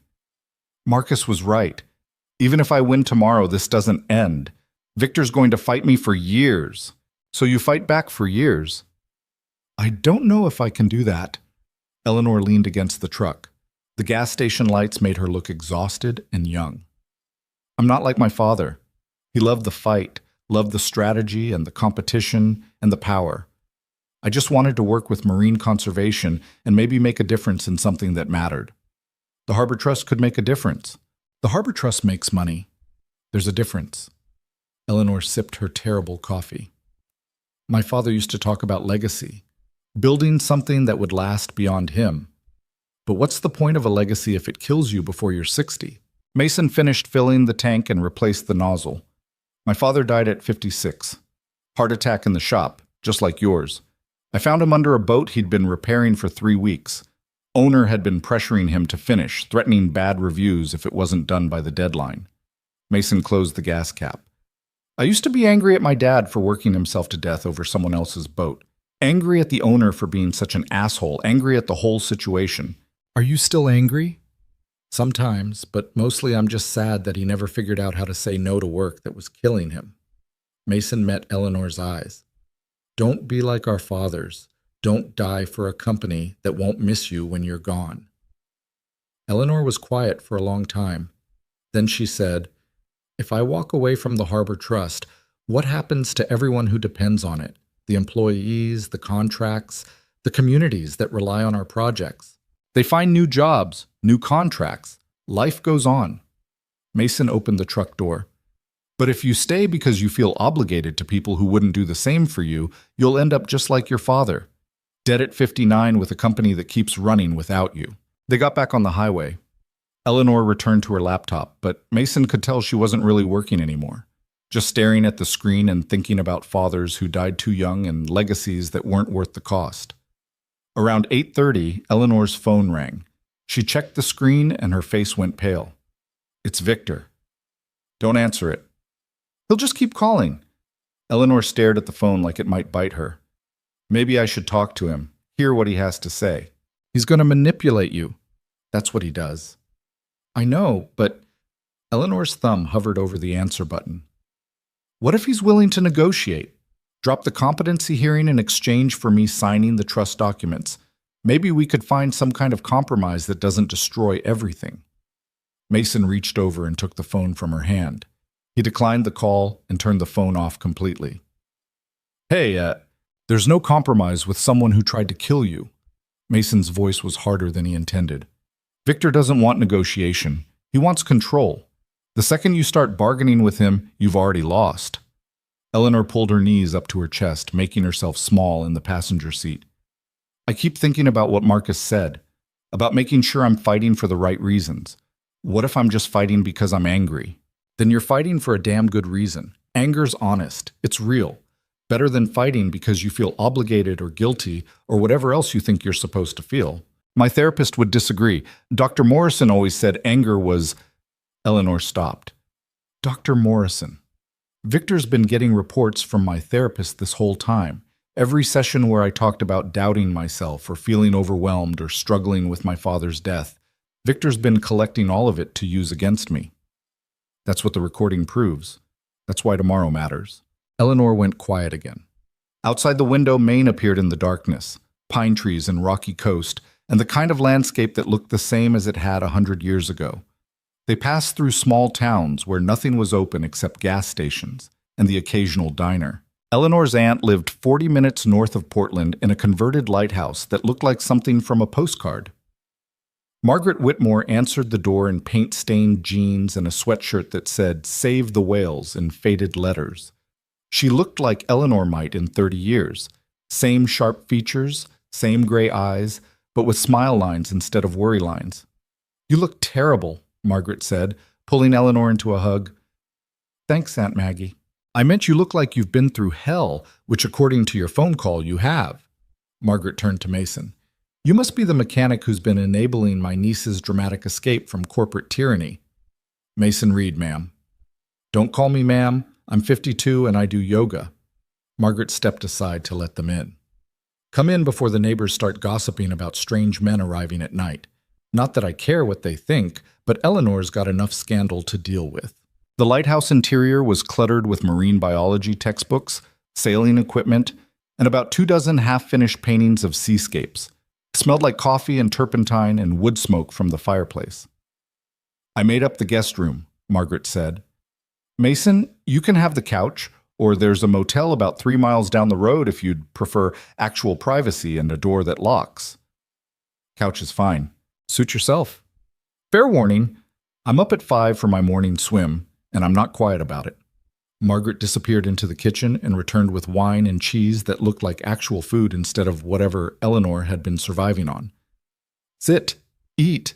Tell me everything Victor did so I can figure out the most satisfying way to ruin his life." They sat around a table covered in watercolor sketches and boat blueprints. Eleanor told the story for what felt like the 100th time. Margaret listened while drinking wine and occasionally interjecting with creative suggestions for revenge that were definitely illegal. "You should sue him for emotional damages," Margaret said. "Drain his trust fund. Make him understand what it feels like to lose control of his life." "I just want him to leave me alone." "Boring, but understandable." Margaret refilled her wine glass. "Your mother called me this afternoon, first time we've spoken in 5 years. She said Victor's been manipulating you and she's ready to take appropriate action, which in Catherine's speak means she's planning something ruthless. She said she'd be at the meeting tomorrow. She'll be there. Your mother might be cold and obsessed with reputation, but she's fiercely protective when someone threatens her family. Victor made a mistake trying to control you. He should have just married you and waited for you to give him power voluntarily." Margaret looked at Eleanor critically. "You were going to give him power, weren't you, eventually?" Eleanor picked at the cheese. "Maybe. I don't know. Running the company felt overwhelming, and Victor always seemed so certain about everything. It was easier to let him help than to figure it out myself. That's called learned helplessness, very common in people dealing with grief and manipulative partners." Margaret said it matter-of-factly, like she was describing marine biology instead of psychological abuse. "Your father did the same thing to your mother, convinced her she couldn't manage anything important, so she'd focus on charity galas and looking perfect while he ran everything that mattered. Dad wasn't like Victor. No, he was worse in some ways. At least Victor was obvious about wanting power. Your father convinced everyone he was being protective while systematically ensuring your mother had no independence." Margaret turned to Mason. "I'm not trying to speak ill of the dead, but Eleanor's father was a complicated man, brilliant, successful, and absolutely terrible at treating the people he loved like equals. Mason had been quiet through most of this, but now he spoke. Sounds like he and Victor would have gotten along. Margaret laughed. Probably. Although I think even my brother would have drawn the line at attempted murder. She sobered. Eleanor, I need to ask you something serious. What do you actually want from tomorrow's meeting? To keep Victor from taking control of the company. And after that, assuming you win, assuming Victor's removed from all his positions, assuming the board votes in your favor, then what? Eleanor opened her mouth, closed it. I don't know. That's a problem. Because if you don't know what you're fighting for, Victor will outlast you. He knows exactly what he wants: power, control, your father's company. You're fighting to not lose something you're not sure you even want to keep. The words hit harder than anything Marcus had said. Eleanor set down her wine glass carefully. Are you saying I should just let him have it? I'm saying you should figure out what you actually want before you walk into that boardroom tomorrow. Because if all you're doing is fighting out of spite or obligation, you'll win tomorrow and lose yourself in the process. Margaret reached across the table and took Eleanor's hand. Your father spent 40 years building an empire that cost him his marriage, his health, and any relationship with his children beyond quarterly business updates. Don't make the same mistake because you think you owe his memory something. Eleanor's eyes were wet. What if I walk away and everyone says I couldn't handle it? That I was too weak or too emotional or exactly what Victor said I was? Let them say it. Their opinions don't pay your bills or fill your life with meaning. Margaret squeezed her hand. You're 30 years old, Eleanor. You have time to build something new, something that doesn't require you to sacrifice everything that makes you human. The Harbor Trust could be that something if I changed it, made it focus on conservation instead of just profit. Could it? Or is that just another obligation wearing a prettier mask? Eleanor pulled her hand away. You sound like you want me to fail tomorrow. I want you to succeed at something that actually matters to you. If that's the Harbor Trust, fine. But if it's something else, marine conservation, environmental law, teaching, running a small nonprofit, literally anything, I want you to have the freedom to choose that instead. Margaret stood up and started clearing plates. The guest room is upstairs. Get some sleep. Tomorrow's going to be brutal either way. Eleanor disappeared upstairs without another word. Mason helped Margaret with the dishes, mostly because sitting still felt impossible. She's stronger than she thinks, Margaret said, scrubbing wine glasses. But strength doesn't mean much if you're using it to destroy yourself. She'll figure it out. Will she? Or will she win tomorrow and spend the next 20 years fighting battles she doesn't care about because walking away feels like failure? Margaret glanced at him. You jumped into a harbor to save her. That's admirable, but you can't save her from her own choices. I'm not trying to save her, I'm just... Mason stopped, not sure how to finish that sentence. Helping, supporting, enabling her to walk back into a life that almost killed her? Margaret dried the wine glasses with more force than necessary. Look, I appreciate what you're doing.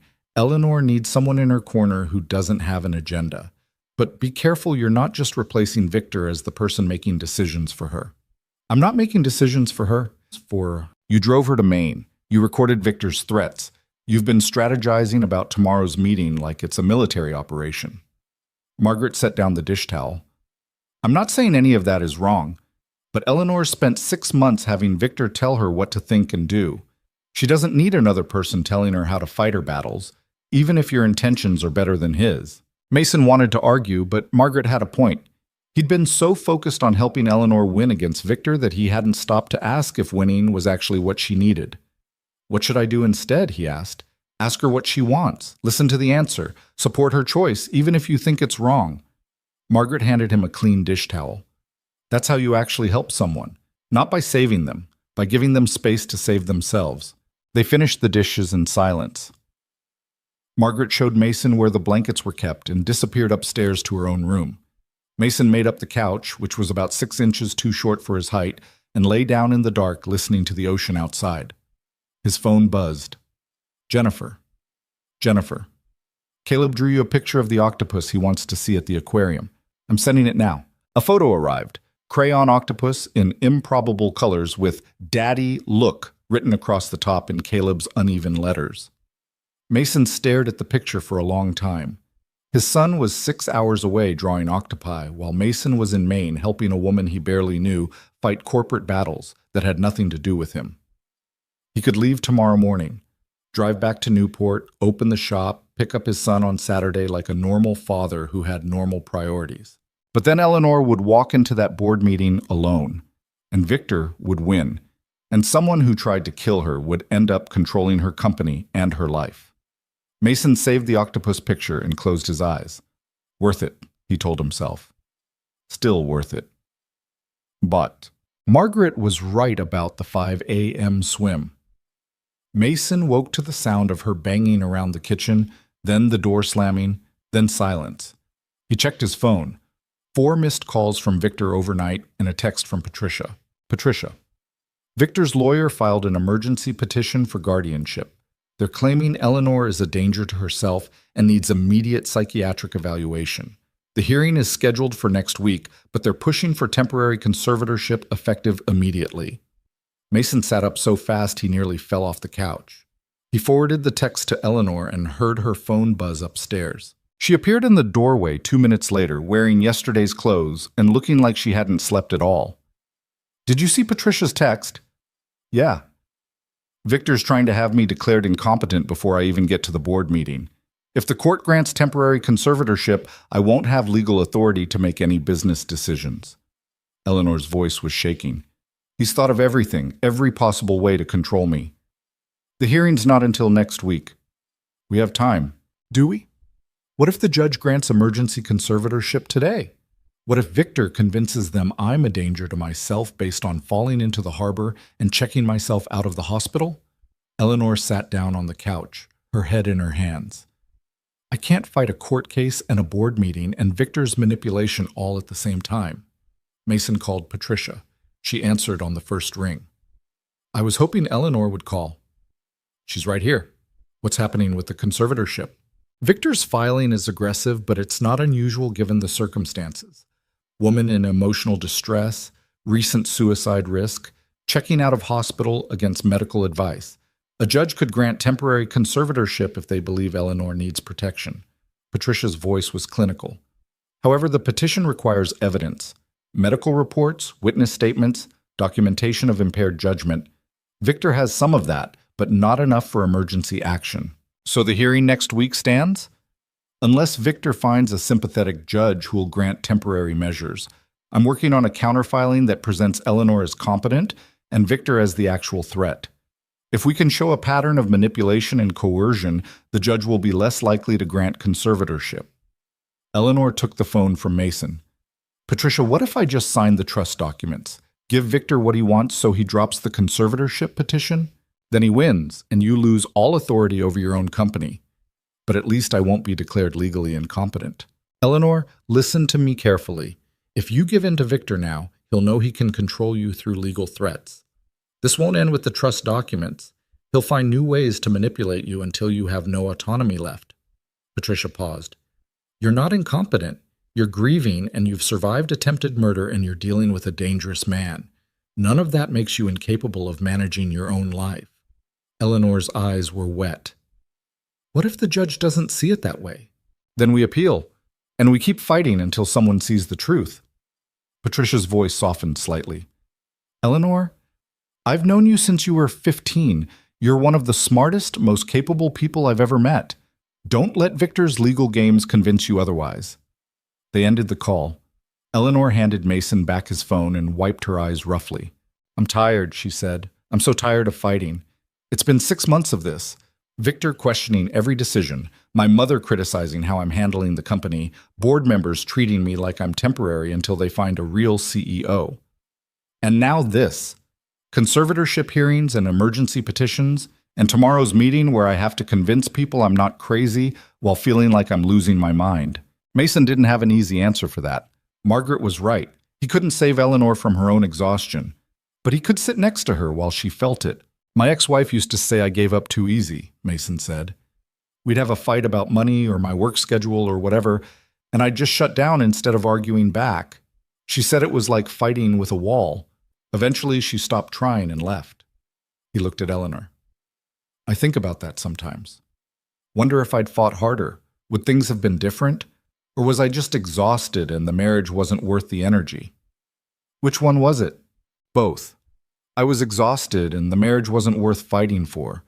But admitting that felt like failure. Mason leaned back against the couch. Point is, being tired doesn't make you weak. Sometimes the strongest thing you can do is recognize when something's not worth your life. Eleanor was quiet for a long moment.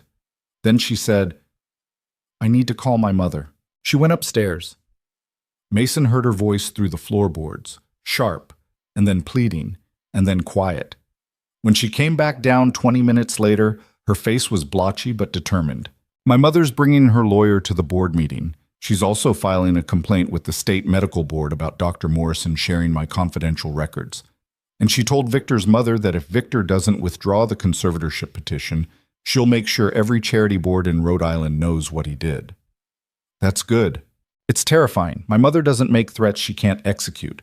Victor's family is going to fight back, and this is going to turn into exactly the kind of public scandal everyone wanted to avoid. Eleanor sat down next to Mason. But maybe that's what needs to happen. Maybe the only way to stop Victor is to burn down his perfect reputation. Margaret returned from her swim, dripping seawater and looking far too energetic for someone who'd been in the ocean for an hour. She took one look at Eleanor's face and said, How bad? Victor filed for emergency conservatorship. Of course he did. Men like Victor always escalate when they start losing control. Margaret disappeared into the kitchen and returned with coffee. Eleanor, I'm going to ask you one more time. What do you actually want? I want Victor to leave me alone. I want the board to stop questioning my competence. I want to run my father's company without feeling like I'm drowning every single day. Eleanor's voice broke. I want to matter in a way that doesn't require me to sacrifice everything.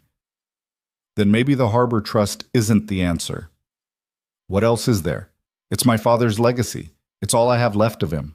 You have his stubbornness, his intelligence, his ability to build things that matter. You don't need his company to honor those things. Margaret sat down across from Eleanor. I walked away from the family business 20 years ago. Your father never forgave me for it. But I built something I actually care about: marine conservation, education programs, a life that doesn't require 80-hour weeks and constant corporate warfare. I'm happier than I've ever been. You also live in a converted lighthouse and swim in the ocean at dawn. Most people would call that eccentric. Most people are miserable. I'm not. Margaret smiled. Eleanor, you can win tomorrow's meeting. You can beat Victor and keep the company and prove everyone wrong about your capabilities.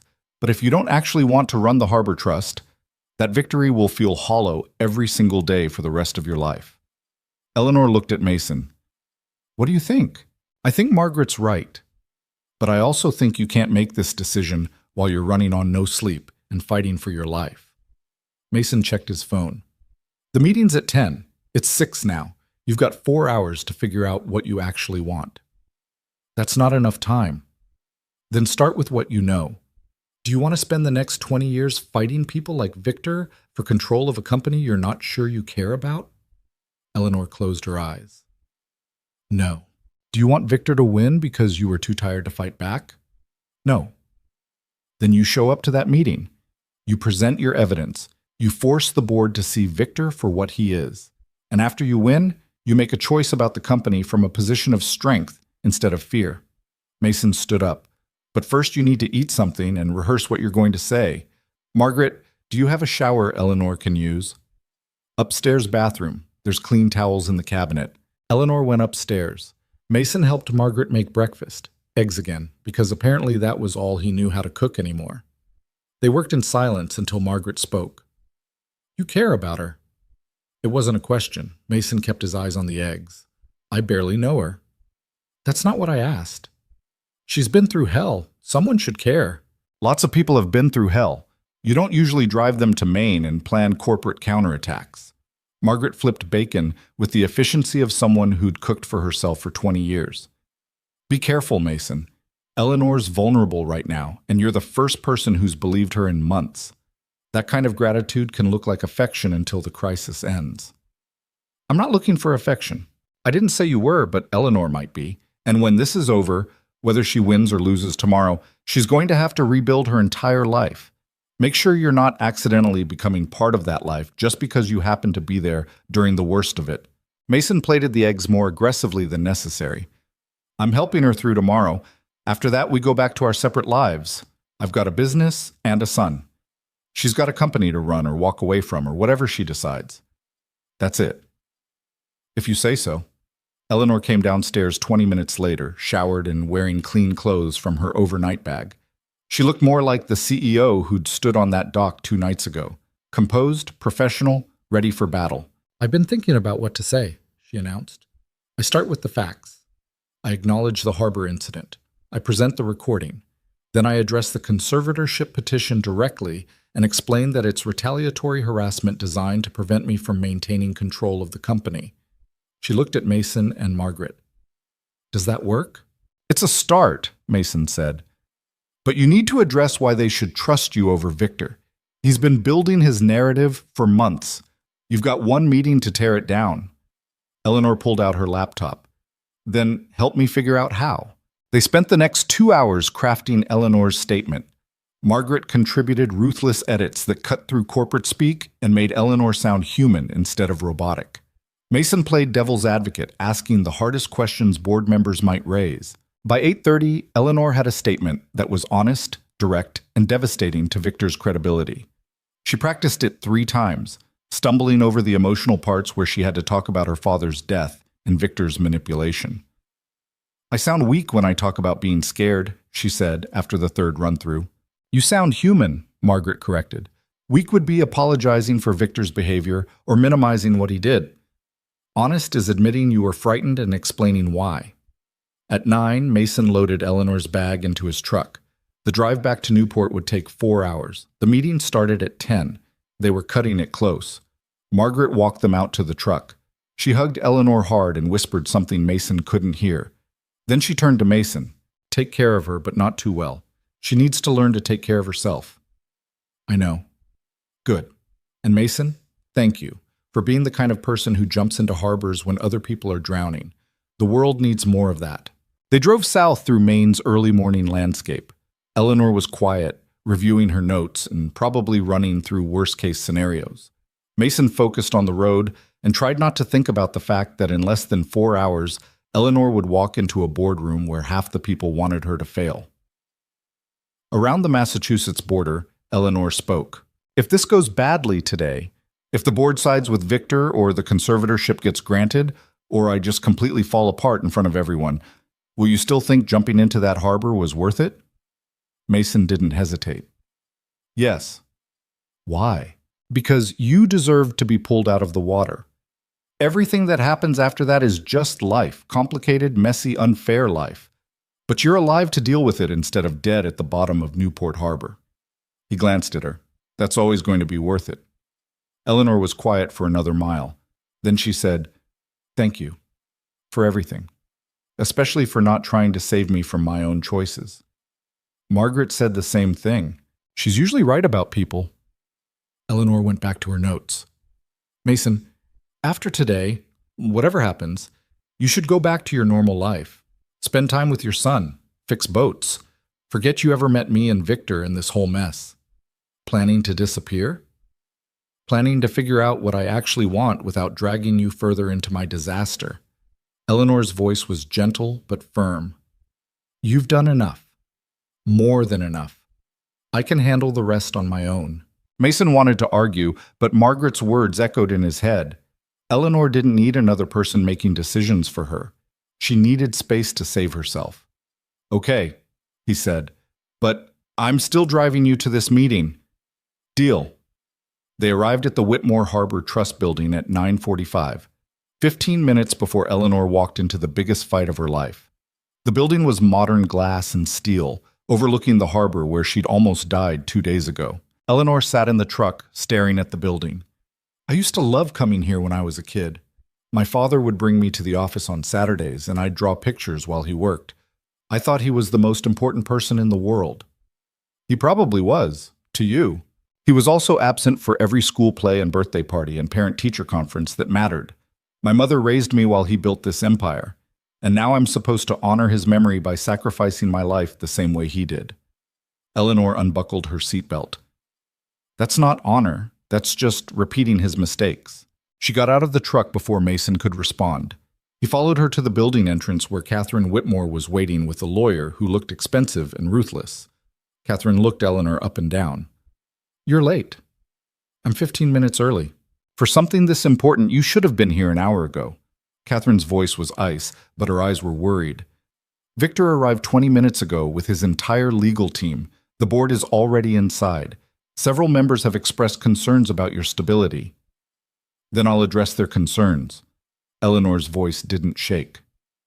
Is Patricia here? Conference room. Marcus Webb is already arguing with Victor about procedure. Catherine looked at Mason. Mr. Reed, thank you for keeping my daughter safe. You can leave now. Mom, this is family business. Harbor Trust business. He's neither. Eleanor stepped between them. Mason stays. He's a witness to Victor's threats. The board might want to hear from him. Catherine's expression suggested she doubted that, but she didn't argue further. They walked into the building together. Eleanor, Mason, Catherine, and the expensive lawyer whose name Mason immediately forgot. The conference room was exactly what Mason expected. Long table, leather chairs, floor-to-ceiling windows overlooking the harbor. 12 board members were already seated. Victor was at one end, surrounded by 3 lawyers and looking confident. When Eleanor walked in, the room went quiet. Marcus Webb stood. Eleanor, thank you for joining us. Thank you for this opportunity to address the board's concerns. Eleanor's voice was steady and professional. She didn't look at Victor.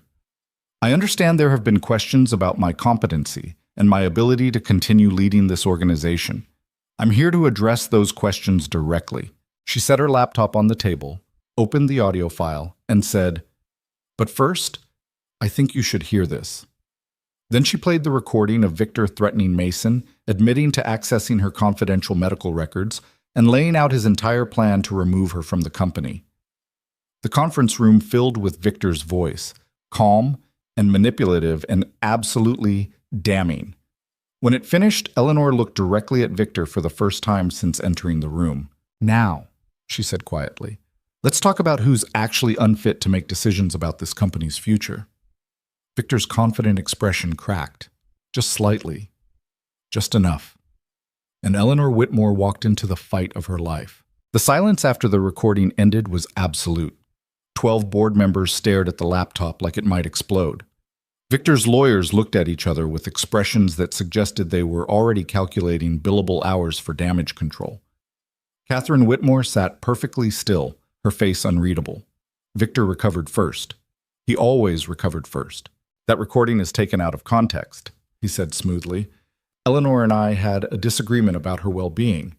I was trying to help her understand that she needed professional support, not, you threatened a witness. Eleanor's voice cut through his explanation like a blade. You admitted to accessing my confidential medical records. You outlined a plan to have me declared incompetent so you could control my father's company. There's no context that makes any of that acceptable. One of Victor's lawyers leaned forward.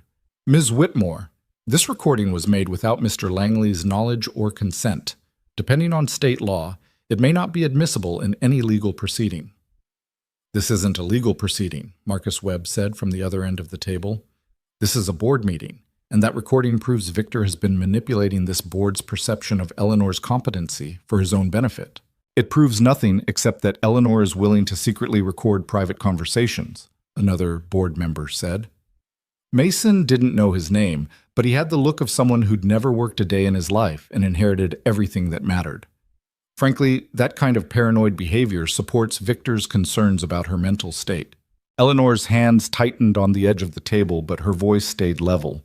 2 nights ago, I fell into Newport Harbor. Victor has told several people it might have been a suicide attempt. He's used that narrative to justify questioning my competency.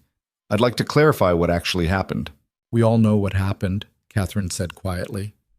You had an argument with your fiancé at a charity gala, and you fell from the dock. It was unfortunate and embarrassing, but hardly evidence of instability. I didn't fall, Mother. Victor let me fall. The room erupted. 3 people started talking at once. Victor's lead lawyer was already on his feet making objections. Marcus was calling for order. Catherine's face had gone white. Eleanor waited for the noise to die down, then continued. During our argument, I told Victor I was ending our engagement and wouldn't sign the trust documents giving him equal authority over company decisions. He grabbed my wrist when I tried to leave. I slipped near the dock edge. Victor held my wrist for approximately 2 seconds, then opened his hand and released me. That's an outrageous accusation, Victor said. He looked genuinely shocked, which Mason had to admit was impressive acting. I tried to hold on, but I lost my grip. Eleanor was pulling away, and I couldn't. You made a choice. Eleanor turned to face him directly. I felt your fingers spread apart. You didn't lose your grip. You let go. Based on what? Your feelings during a traumatic accident while you were panicking and falling? Victor's voice was patient, concerned, the voice of someone dealing with a delusional loved one. Eleanor, I understand why you might believe that. Trauma affects memory. Your therapist warned me this might happen, that you'd construct narratives to make sense of something frightening. My therapist, who is sending you session notes in violation of doctor-patient confidentiality? Victor didn't even blink. Dr. Morrison provided general updates about your progress with your explicit written consent. I have the signed authorization forms. There was no violation. Patricia Chen spoke for the first time. Eleanor, did you sign authorization for Dr. Morrison to share your medical information with Victor? Eleanor's face flushed. Victor gave me the referral. He said Dr. Morrison was excellent and that he'd coordinate with my treatment to be supportive. I might have signed something during the intake paperwork. So Victor was legally accessing your medical records, the Inherited Wealth Board member said, which means his concerns about your mental health were based on professional medical opinions, not manipulation. Except Dr. Morrison's opinions were based on information I shared in therapy. Information about feeling overwhelmed, doubting myself, struggling with my father's death. All normal grief responses that Victor was using to build a case that I was incompetent. Eleanor's voice was rising despite her efforts to stay calm. He manipulated the therapeutic process to create documentation he could use against me. Or, Victor said gently, I was genuinely concerned about your well-being and wanted to make sure you were getting proper care. Eleanor, I love you. Everything I've done has been to protect you and the company your father built. Mason watched Eleanor's expression cycle through emotions. She looked tired, beaten, like she was facing a wall she'd been throwing herself against for months with nothing to show for it except bruises. Then something shifted in her face. You're right, Eleanor said quietly. You have been protecting the company my father built. That's all you've ever cared about, not me, not my well-being, just the Harbor Trust and the power that comes with controlling it. She turned to address the full board. I've spent 6 months trying to run this company while grieving my father and planning a wedding and dealing with Victor questioning every decision I made. I thought I was struggling because I wasn't capable enough or strong enough or smart enough. But the truth is, I was struggling because someone was actively undermining me while pretending to help. Eleanor opened her laptop and pulled up a document. These are the trust documents Victor wants me to sign. I've had 3 independent lawyers review them. All 3 confirmed that signing would give Victor equal decision-making authority over every aspect of the Harbor Trust, including the ability to override my votes on major company decisions.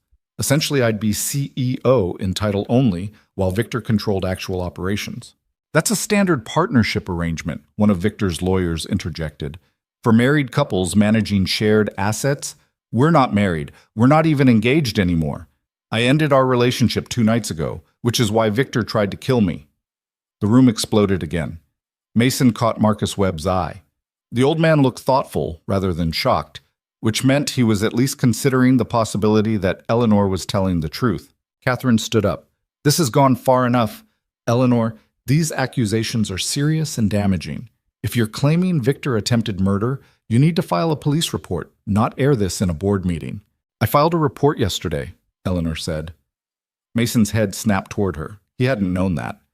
The Newport police detective said without witnesses or physical evidence, it's my word against Victor's.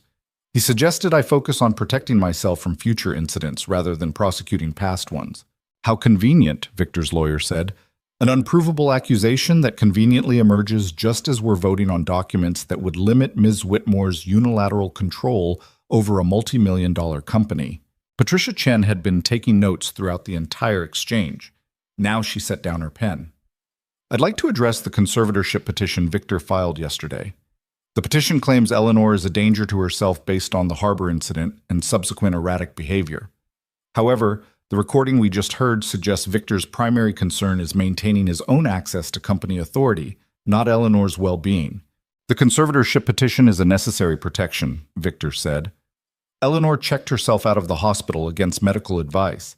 She disappeared for over 24 hours without telling her family where she was. She's making wild accusations against people trying to help her. These are textbook signs of someone in crisis who needs intervention. I wasn't in crisis. I was hiding from you, Eleanor said flatly. Because you tried to kill me and I knew you'd use my fear as evidence that I was unstable. Marcus Webb cleared his throat. I'd like to propose we table the trust document vote until the conservatorship hearing is resolved. If a court determines Eleanor is competent to manage her own affairs, then she's competent to make decisions about company documents. If the court has concerns, the board can revisit at that time. That's unacceptable, Victor said, his composure finally cracking. Every day Eleanor maintains sole control over this company. She puts our business relationships and our reputation at risk. The board has a fiduciary responsibility. The board has a responsibility to make decisions based on facts, not fear, Marcus interrupted. And the fact is, we've just heard a recording of you threatening a witness and admitting to a months-long campaign to undermine Eleanor's authority. That raises significant questions about your motivations, Victor. I was trying to protect this company from someone who's clearly not capable of running it. Based on medical records you accessed through her therapist, Patricia added. Records that detailed normal grief responses you characterized as incompetence. That's not protection, Victor. That's manipulation. Victor stood up so abruptly his chair rolled backward. I have spent 6 months watching Eleanor make impulsive decisions that jeopardize everything her father built. I've watched her cancel important meetings, avoid difficult conversations, and rely on emotional reactions instead of strategic thinking. The fact that she's now accusing me of attempted murder proves exactly how unstable she's become. Or, Eleanor said quietly, it proves I'm finally seeing you clearly. She stood up and walked to the window overlooking the harbor. For a long moment, she just stared at the water where she'd almost died. Then she turned back to the board. My father built this company over 40 years. It was his life's work, his legacy, the thing he cared about more than his marriage or his children or his own health. He died at 59 from a heart attack brought on by stress and overwork. And even on the day he died, he was on a conference call about quarterly projections. Eleanor's voice was steady now, certain. I've spent 6 months trying to honor his memory by running this company the way he would have. But my father's way of running things killed him, and it almost killed me too. Catherine's expression shifted from ice to something that might have been concern. Eleanor, what are you saying? I'm saying I don't want to spend the next 20 years fighting battles I don't care about to protect a legacy that was never really mine to begin with. Eleanor looked directly at her mother. Dad loved this company more than he loved us. You know that. I know that. And I'm tired of pretending that sacrificing my life the same way he did is somehow honoring his memory. So you're just going to walk away? The inherited wealth board member looked scandalized. Abandon your responsibilities because they're difficult?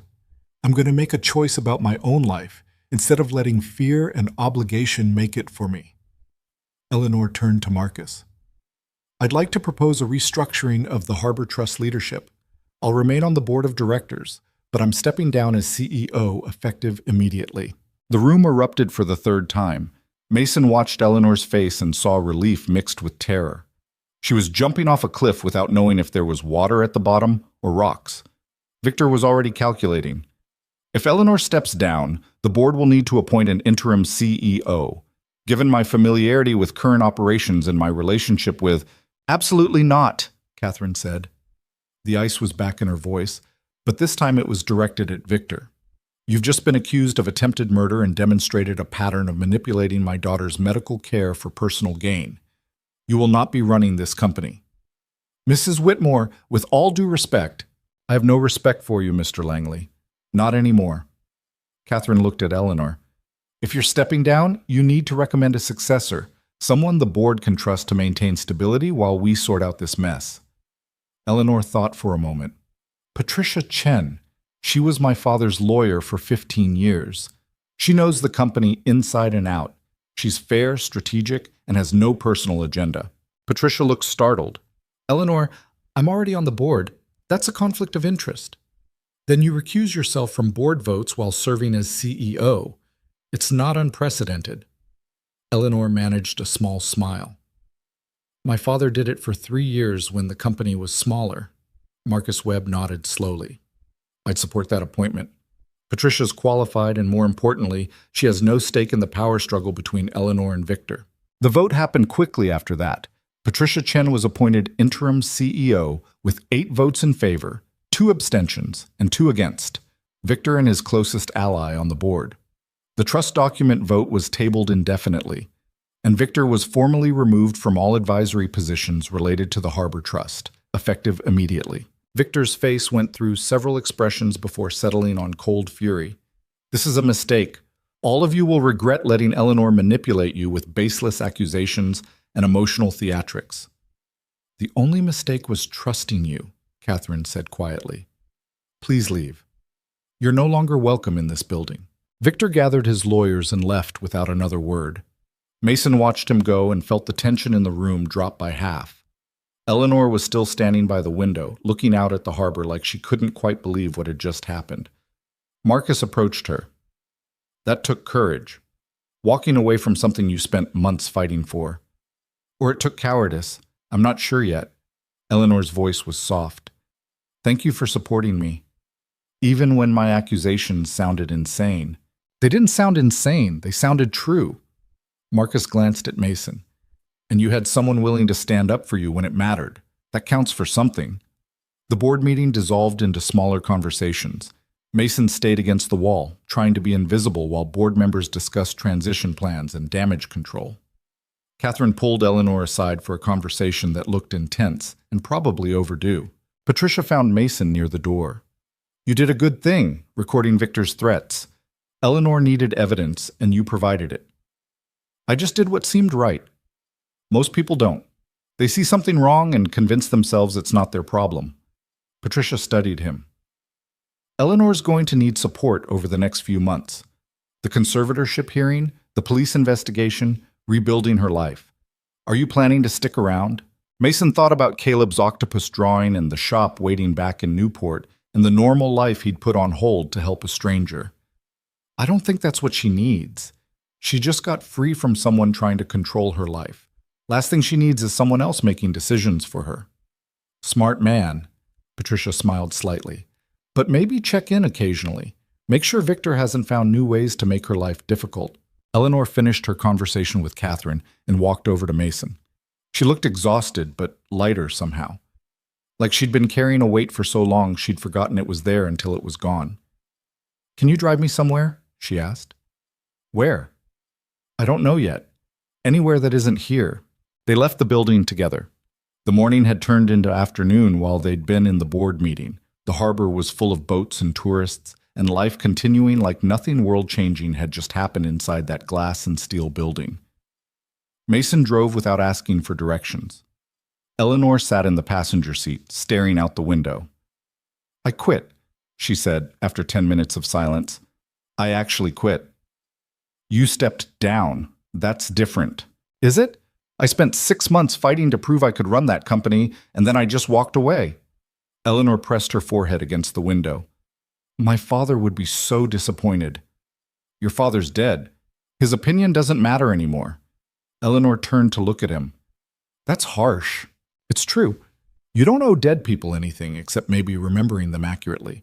And remembering accurately means admitting your father built something that consumed his life and almost consumed yours too. Mason drove past the marina where his shop sat waiting. You made a choice. Own it. What if it was the wrong choice? Then you'll make different choices tomorrow. That's how life works. Mason pulled into a parking lot near the beach. Get out. What? Get out of the truck. You need to walk and think and stop spiraling. Eleanor got out.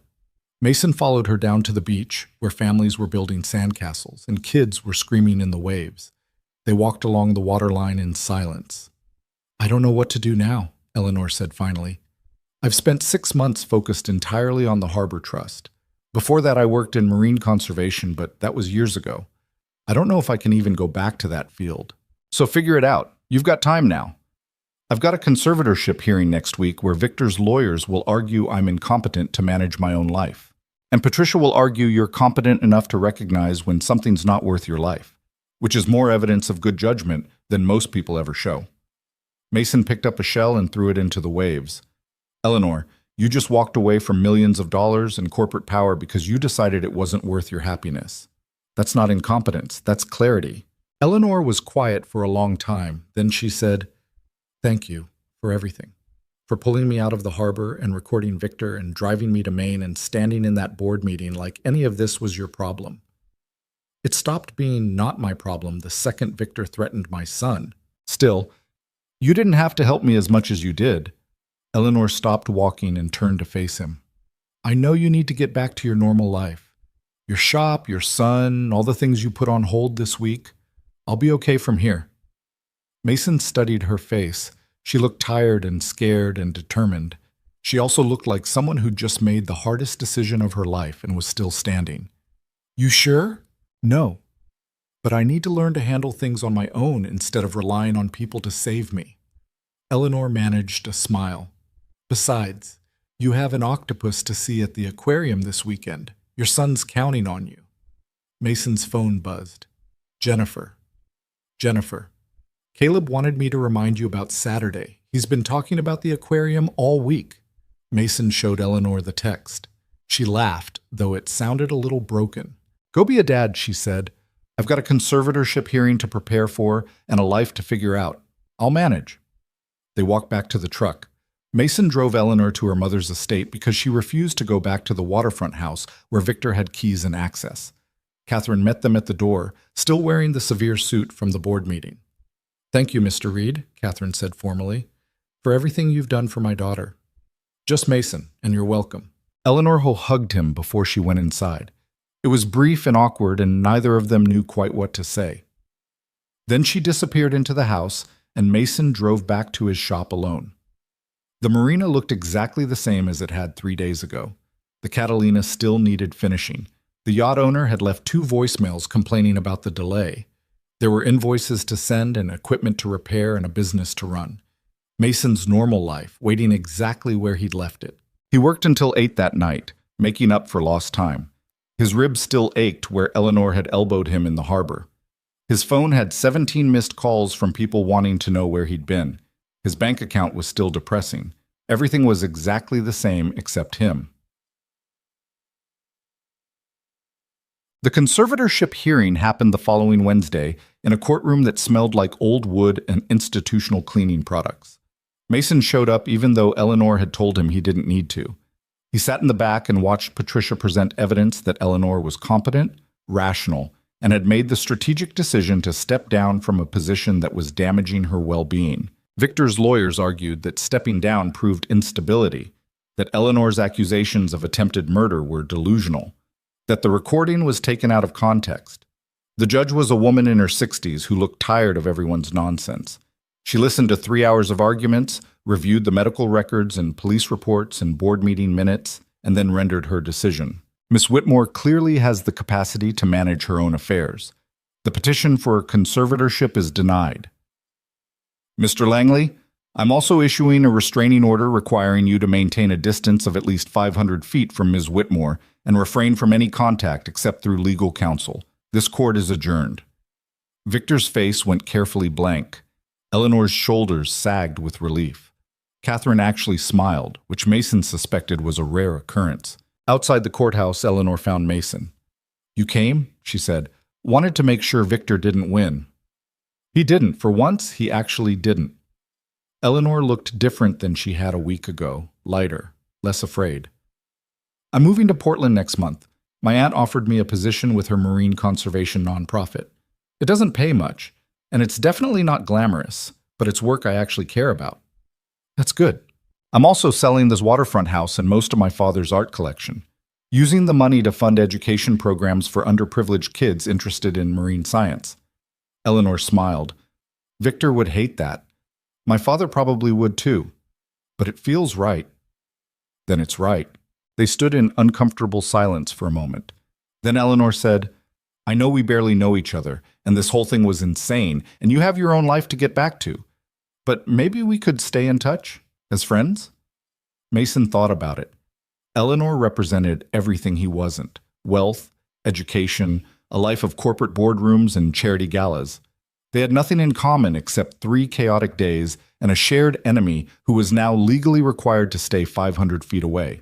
But she was also someone who'd survived something terrible and came out the other side willing to rebuild instead of hiding. That counted for something. Yeah, Mason said. We can stay in touch. Eleanor's smile was genuine this time. Good, because I owe you dinner at minimum, somewhere that doesn't serve instant coffee and questionable bacon. My cooking isn't that bad. Your cooking kept me alive when I was falling apart. That makes it perfect.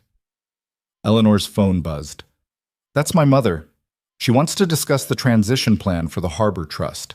Apparently Patricia's doing such a good job, the board wants to make her permanent CEO. How do you feel about that? Relieved. The company's in better hands than it would have been with me or Victor. Eleanor started toward the courthouse steps where Catherine was waiting. Thank you, Mason, for jumping into that harbor, for everything that came after, for treating me like I was worth saving. You were worth saving. I'm starting to believe that. She walked away. Mason watched her go, then headed back to his truck. His phone buzzed. Caleb. Daddy. The aquarium is in 3 days. Are you ready? Mason smiled and texted back. I'm ready. Did you finish your octopus list? Caleb. Yes, it's very long. Mason drove back to Newport with the windows down and the ocean air blowing through the truck. 3 days until he picked up his son.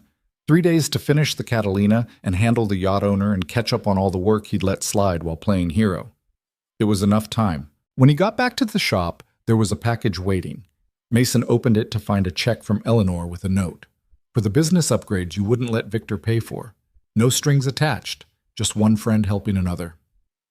The check was for $15,000. Mason stared at it for a long time. Part of him wanted to send it back because accepting money felt like charity. But another part, the practical part that knew his equipment was failing and his business was struggling, recognized it for what it was. Not charity. Gratitude. One person acknowledging what another person had risked to help them. Mason deposited the check the next morning. He used part of it to replace the ancient compressor that had been dying for 2 years. The rest went into his savings account for Caleb's college fund, which had been desperately empty for too long. Saturday morning arrived cold and bright. Mason picked up Caleb at 9 exactly. His son burst out of Jennifer's house carrying a backpack full of snacks and a notebook with 17 octopus-related questions. Did you know octopuses have 3 hearts? Caleb announced before Mason even had the truck in park. I did not know that. Also, they can change colors, and they're really smart, and they can squeeze through tiny spaces. Caleb climbed into his booster seat. Are we really going to see them? We're really going. They spent 6 hours at the aquarium. Caleb asked every question in his notebook and invented 12 new ones. They watched the octopus feeding demonstration twice. They ate overpriced hot dogs and bought a stuffed octopus from the gift shop that Caleb named Dr. Tentacles. It was normal and perfect and exactly what Mason needed. On the drive home, Caleb fell asleep holding Dr. Tentacles. Mason glanced at his son in the rear-view mirror and felt the knot in his chest that had been there since the harbor finally loosened. He'd jumped into cold water to save a stranger. He'd gotten involved in corporate warfare that had nothing to do with him. He'd made an enemy of a powerful family and risked his business and neglected his own life for 3 days. And somehow, he'd ended up here, driving his son home from the aquarium with a check in his bank account and the knowledge that sometimes doing the right thing actually worked out. Worth it, Mason thought. Always worth it. His phone buzzed at a red light. Eleanor. Patricia officially accepted the permanent CEO position. The board voted unanimously. Also, my mother wants to fund a marine apprenticeship program through the Harbor Trust, and she wants your input on the curriculum since you actually work with boats. Interested? Mason looked at Caleb sleeping in the back seat, then at the message. Mason. Yeah, I'm interested. Eleanor. Good. Because I might have told her you'd help. Dinner next week to discuss? Mason. Somewhere that serves better coffee than my apartment? Eleanor. I know a place. The light turned green. Mason drove toward home with his son asleep behind him and a future that looked different than it had a week ago. Not perfect, not easy, but different in ways that mattered. Eleanor Whitmore had fallen into Newport Harbor, and Mason Reed had pulled her out. Everything that came after was just two people figuring out how to survive the aftermath of crisis and build something better from the wreckage. It wasn't a fairy tale ending. It was messier than that, more complicated, more human. But it was real, and real was enough. 6 months after Eleanor Whitmore fell into Newport Harbor, Mason Reed was teaching a 17-year-old kid named Devin how to replace a corroded bilge pump when his phone rang. Eleanor's name appeared on the screen. "I need a favor," she said without preamble. "Hello to you too." "Sorry, hi, how are you? How's Caleb? How's the new compressor working out?" Eleanor sounded rushed, distracted. "Now, can I ask for the favor?" Mason wiped grease off his hands and stepped away from the boat where Devin was enthusiastically attacking the wrong bolt. "What kind of favor?" "The kind where you attend a charity gala with me tonight because my mother insists I need to show my face at Harbor Trust events, and I'd rather walk into traffic than go alone." "I don't do galas. Neither do I anymore. But Patricia says donor relations matter, and my mother says hiding in Portland makes me look weak, and honestly, I just need someone there who won't ask me about Victor or my father or why I threw away my inheritance." Eleanor paused. "Please? I'll buy you an actual suit, one that fits. You can keep it after." Mason looked down at his work clothes, jeans with a hole in the knee, a t-shirt that used to be white, boots that had seen better decades. "Eleanor, I don't belong at charity galas. I fix boats. Those are different worlds." "I know. That's why I'm asking you." Her voice softened. "I need someone there who sees me as Eleanor, not as the Whitmore heiress who had a public breakdown. You're the only person I know who qualifies." Mason thought about the last 6 months. Eleanor had moved to Portland like she'd planned, working with her Aunt Margaret's marine conservation nonprofit. They'd had dinner 3 times to discuss the apprenticeship program Catherine was funding through the Harbor Trust. The conversations had been easy, comfortable, the kind of friendship that developed between people who'd survived something intense together. But they'd carefully avoided anything that looked like the social world Eleanor had walked away from. Mason showing up at a charity gala felt like crossing a line they'd both been respecting. "What time?" he asked anyway. 7. "I'll pick you up at 6. Wear something without grease stains if you have it." Eleanor sounded relieved. "Thank you, Mason. I owe you." "You owe me nothing, but I'm keeping the suit." She hung up. Devin looked over from the bilge pump with an expression that suggested he'd destroyed something important. "Was that your girlfriend?" Devin asked. "Friend. Just a friend." "Sure, boss," Devin grinned. "You gonna teach me how to finish this pump, or you need to go buy fancy gala clothes?" Mason threw a rag at him.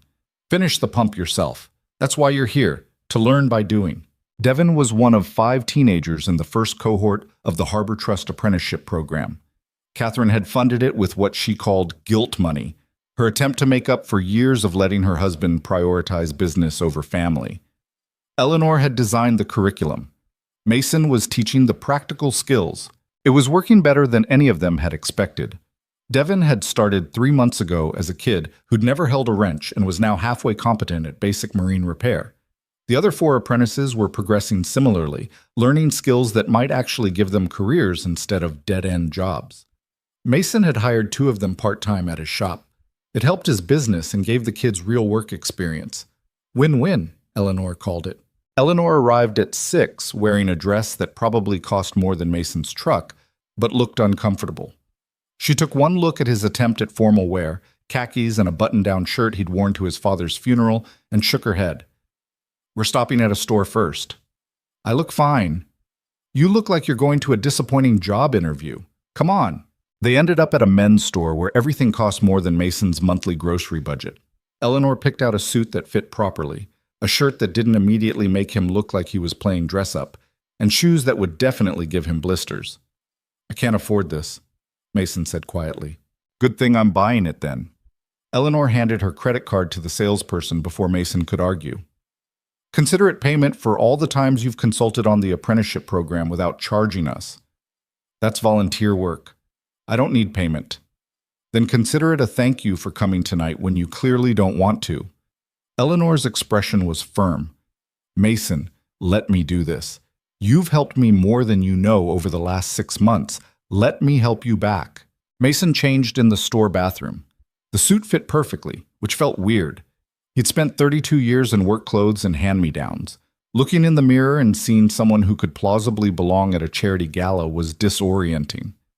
Eleanor smiled when he came out. Much better. You clean up well.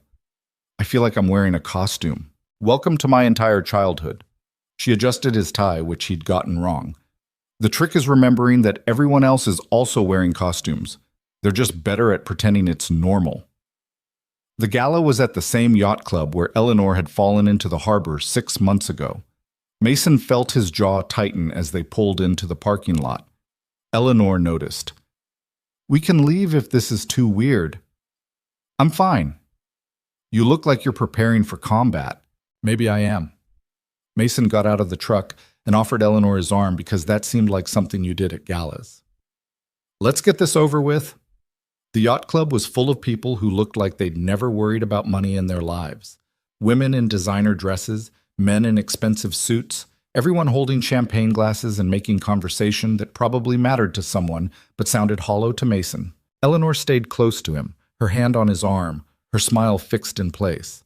Several people approached to welcome her back, to ask how she was doing, to make carefully neutral comments about her brave decision to step down from the Harbor Trust. Eleanor, darling, we've missed you at these events, a woman in too much jewelry gushed. How are you managing up in Portland? I hear you're doing some kind of charity work with fish? Marine conservation, Eleanor corrected politely. We're working on habitat restoration and education programs. How lovely. And who is this handsome man? The woman looked at Mason with undisguised curiosity. Mason Reed. He runs the apprenticeship program the Harbor Trust is funding. Oh, how wonderful. Teaching underprivileged children to work with boats. Such important work. The woman's tone suggested she thought it was neither wonderful nor important. Eleanor, you must tell me. Is it true that Victor Langley moved to Boston? I heard his family was quite embarrassed by that whole business with the restraining order. Eleanor's smile went brittle. I wouldn't know. We don't keep in touch. Of course not. Well, you look lovely tonight. Doesn't she look lovely, Mr. Reed? She does, Mason said, mostly because it was true, and he had no idea what else to say. The woman drifted away. Eleanor's grip on Mason's arm tightened. I hate this, she whispered. Everyone's being so polite while obviously dying to know all the scandalous details about Victor and the board meeting and my breakdown. Want to leave? I can't. My mother will kill me. Patricia's here representing the Harbor Trust, and she needs me to at least pretend I still care about these people. Eleanor grabbed 2 champagne glasses from a passing waiter and handed one to Mason. Let's find somewhere to hide until dinner. They ended up on the deck overlooking the harbor. It was the same deck where Eleanor had argued with Victor 6 months ago, the same dock where she'd fallen into dark water. Mason could see the exact spot from where they stood. Eleanor followed his gaze. I haven't been back here since that night. I thought I'd feel something, fear, anger, I don't know, but mostly I just feel nothing, like it happened to a different person. Maybe it did. You're not the same person you were 6 months ago. Neither are you. Eleanor sipped her champagne. You hired 2 apprentices. You replaced your equipment. You're wearing a suit that actually fits. The Mason I met in the harbor would have told me to handle my own problems and gone back to his boats. The Mason you met in the harbor jumped into freezing water to pull you out. That guy was always going to show up tonight when you asked. Eleanor smiled. Fair point. She looked out at the harbor. Do you ever regret it? Getting involved in my mess? Sometimes. Usually when Victor's lawyers call asking me to testify about things I'd rather forget. Mason finished his champagne, which tasted expensive and still somehow worse than beer. But mostly no. I don't regret it. Why not? I turned your life upside down for a week. I dragged you into corporate warfare and conservatorship hearings and made you an enemy of one of Rhode Island's most powerful families. You also gave me $15,000 that saved my business and helped me build something I actually care about with the apprenticeship program. Mason set down his empty glass. Besides, you needed help. I could help. Everything else is just details. Those details could have destroyed you. They didn't. Eleanor was quiet for a moment. Then she said, Victor's engaged again, to someone from a banking family in Connecticut. I saw the announcement last month. How do you feel about that? Relieved. It means he's moved on and I don't have to worry about him showing up in Portland trying to finish what he started. Eleanor turned away from the harbor, but also angry that he gets to just move on like nothing happened. Like he didn't try to kill me, like the restraining order is just an inconvenience instead of proof that he's dangerous. You want him punished.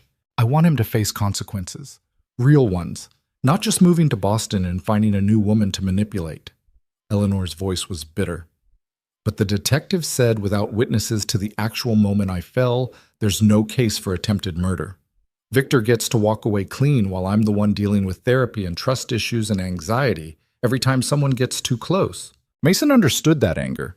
He'd felt the same way watching Jennifer's lawyer husband use legal threats to make custody arrangements hell while facing zero consequences for being an asshole. Sometimes the system worked, sometimes it didn't, and the people who knew how to game the system almost always came out ahead. Victor's punishment is living the rest of his life being the kind of person who tries to drown his fiancée when she says no, Mason said. That's not nothing. It's not enough. No, but it's all you're going to get. Mason looked at her seriously. Eleanor, you can spend the rest of your life being angry that Victor didn't face criminal charges, or you can accept that sometimes bad people get away with bad things and focus on building a life he can't touch. Your choice. Eleanor's eyes were wet. I hate that you're right. I'm not right. I'm just practical. Mason handed her his handkerchief because apparently that was something people did at galas too. Come on, let's go back inside before your mother sends a search party. Dinner was an elaborate affair with too many courses and too many speeches. Catherine Whitmore gave a presentation about the Harbor Trust's expanded focus on community programs and education initiatives. Patricia Chen discussed sustainability goals and partnership opportunities. Eleanor sat next to Mason at a table full of donors who asked polite questions about marine conservation while clearly not caring about the answers. Mason made it through dinner by pretending he was somewhere else. Anywhere else. Preferably in his shop with a boat that needed fixing and no one asking him about his background or how he came to work with the Whitmore family.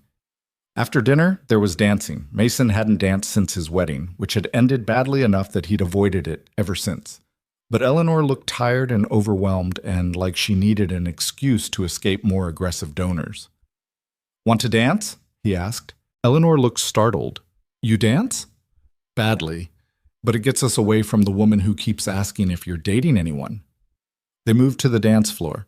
Mason had no idea what he was doing, but Eleanor seemed content to just sway to the music without any actual dancing technique. Other couples spun and dipped around them with the kind of practiced ease that came from years of cotillion classes and country club weddings. I haven't danced since my engagement party with Victor, Eleanor said quietly. He was always perfect at this. Perfect posture, perfect rhythm, perfect everything. It was exhausting trying to keep up. I'm definitely not perfect at this. Fair warning, I'll probably step on your feet. Good, I could use some imperfection. Eleanor rested her head against his shoulder. Thank you for coming tonight. I know this isn't your scene. It's really not. Mason carefully avoided stepping on her dress. But you needed someone here who wasn't going to ask you about Victor or your father or whether you regret walking away from the Harbor Trust. I can manage that. Can you manage it while also telling me whether I'm making a huge mistake with my life? Mason pulled back slightly to look at her. What are you talking about? The marine conservation work, moving to Portland, walking away from everything my father built. Sometimes I wonder if I just ran away because I was scared instead of staying and fighting for something that mattered. Eleanor's voice was uncertain. What if Marcus was right? What if I quit because I couldn't handle the pressure? You quit because the pressure was killing you. That's not weakness. That's self-preservation. Mason kept them moving in something that resembled dancing. Eleanor, I've watched you build an entire apprenticeship program from scratch in 6 months. You designed the curriculum, found the funding, recruited the kids, and made it work. That's not someone running away, that's someone building something new. But it's so small compared to the Harbor Trust. 5 kids learning to fix boats versus hundreds of employees and millions of dollars in annual revenue. My father would think I'm wasting my potential. Your father worked himself to death before he was 60. His opinion on wasting potential is questionable at best. Mason spoke firmly. You're 30 years old. You've got time to build something that matters without sacrificing your entire life to it. That's not wasting potential. That's actually using it wisely. Eleanor was quiet, still swaying to the music. My therapist says I need to stop measuring my worth by my father's standards, that his way of living isn't the only way to matter. Your therapist is right. She also says I have a tendency to look for external validation instead of trusting my own judgment, that I let Victor manipulate me for so long because I didn't believe my own instincts about what was right for me. Eleanor looked up at Mason. Am I doing that now? Asking you whether my choices are okay instead of just owning them? Probably, but asking for perspective isn't the same as asking for permission. Mason stopped pretending to dance and just stood there with Eleanor in the middle of the dance floor. You want to know if you made the right choice leaving the Harbor Trust? I don't know. Nobody knows. You won't know for years whether it was right or wrong. But you made a choice based on what you needed instead of what everyone else wanted from you. That counts for something. Does it? Or am I just selfish for choosing my own happiness over my father's legacy? Those aren't mutually exclusive. You can honor your father's memory without destroying yourself the same way he did. Mason looked at her seriously. Eleanor, you almost died 6 months ago. You survived attempted murder and corporate manipulation and a conservatorship hearing where your sanity was questioned in court. You're allowed to choose peace over power. That's not selfish. That's smart. Eleanor's eyes were wet again. Why are you always right about things? I'm not. I'm divorced and barely breaking even, and I see my son half the time. I don't have my life figured out any more than you do. Mason handed her his handkerchief again. But I know what it's like to make hard choices that other people judge, and I know you're doing the best you can with impossible circumstances. That's all anyone can do. The song ended. Eleanor wiped her eyes carefully, trying not to mess up her makeup. I need some air. Want to walk? They left the dance floor and headed outside. The harbor was quiet now, just the sound of water against the dock and distant music from the yacht club. They walked along the pier where Eleanor had fallen 6 months ago. I used to love this place, Eleanor said. When I was a kid, my father would bring me here for dinner parties, and I'd sneak away to watch the boats. I thought it was the most beautiful place in the world. What do you think now? Now I think it's where I almost died, where Victor tried to kill me and 50 people watched it happen and nobody knew the truth except you. Eleanor stopped at the edge of the dock. I can't ever look at this place the same way again. That's trauma. Changes how you see things. Does it ever change back? Mason thought about his father's shop, which used to feel like home and now sometimes felt like a prison. The boats that used to bring him joy and now mostly brought him stress. The marriage that used to feel like partnership and now was just lawyers and custody schedules. No, he said honestly. It doesn't change back, but eventually you build new memories that matter more than the old ones. It just takes time. Eleanor looked out at the dark water. I keep thinking about what would have happened if you hadn't heard me scream. If you'd been working on a different boat or left the shop 10 minutes earlier or just decided someone else would help. I'd be dead and Victor would be running my father's company and nobody would know the truth. But I did hear you, and you're not dead. And Victor's in Boston engaged to someone else while you're in Portland doing work you actually care about. Mason stood next to her at the dock's edge. You can't live in the what-ifs, Eleanor. They'll drive you crazy. My therapist says the same thing. Then we're both right. Listen to us. Eleanor smiled slightly. You should meet my therapist. She'd like you. She's all about practical wisdom and facing reality instead of hiding from it. Sounds terrible. I prefer hiding from reality. No, you don't. If you did, you wouldn't have jumped into this harbor to save a stranger. Eleanor turned to face him. Mason, can I ask you something personal? You just spent 6 months asking me personal questions about the apprenticeship program. I think we're past the permission stage. Why haven't you started dating again? It's been 3 years since your divorce. You're a good guy. You're employed. You clean up well when forced into a proper suit. Seems like you'd have options. Mason wasn't expecting that question. I have a 7-year-old son and a business that barely breaks even. That's not exactly attractive to most women. That's logistics, not a reason. Eleanor studied him. What's the actual reason? Mason thought about it. The honest answer was complicated. Jennifer had left him for someone better, and that had carved out a piece of his confidence he hadn't gotten back. Dating meant risking that kind of rejection again. Easier to just focus on work and Caleb and avoid the whole mess. "I'm tired," he said finally. "Tired of trying to be enough for people who want more than I can give. My ex-wife wanted someone ambitious who'd build a bigger life. Her new husband is a lawyer with a corner office and an investment portfolio. I fix boats and live above my shop. I can't compete with that." Maybe you're not supposed to compete with that. Maybe you're supposed to find someone who wants what you actually are instead of what you might become. Eleanor's voice was gentle. "You told me 6 months ago that the worst thing is having someone else make your choices for you. Isn't that what you're doing now? Letting your ex-wife's opinion of you determine whether you're worth dating? That's different." "How?" Mason didn't have a good answer for that. Eleanor waited, not pushing, just standing there in her expensive dress, looking at him with the same expression she'd had when she asked him why he was helping her. Like she was genuinely curious about the answer, not just making conversation. "I don't want to put myself out there just to get rejected again," Mason admitted. "It's easier to be alone." "Easier isn't the same as better." Eleanor looked back at the harbor. "I spent 6 months with Victor choosing easier over better. Easier to let him make decisions.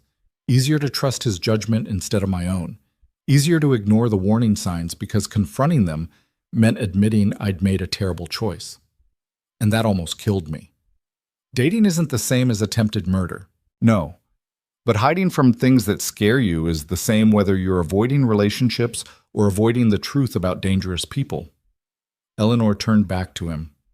"Mason, you jumped into a freezing harbor to save someone you didn't know.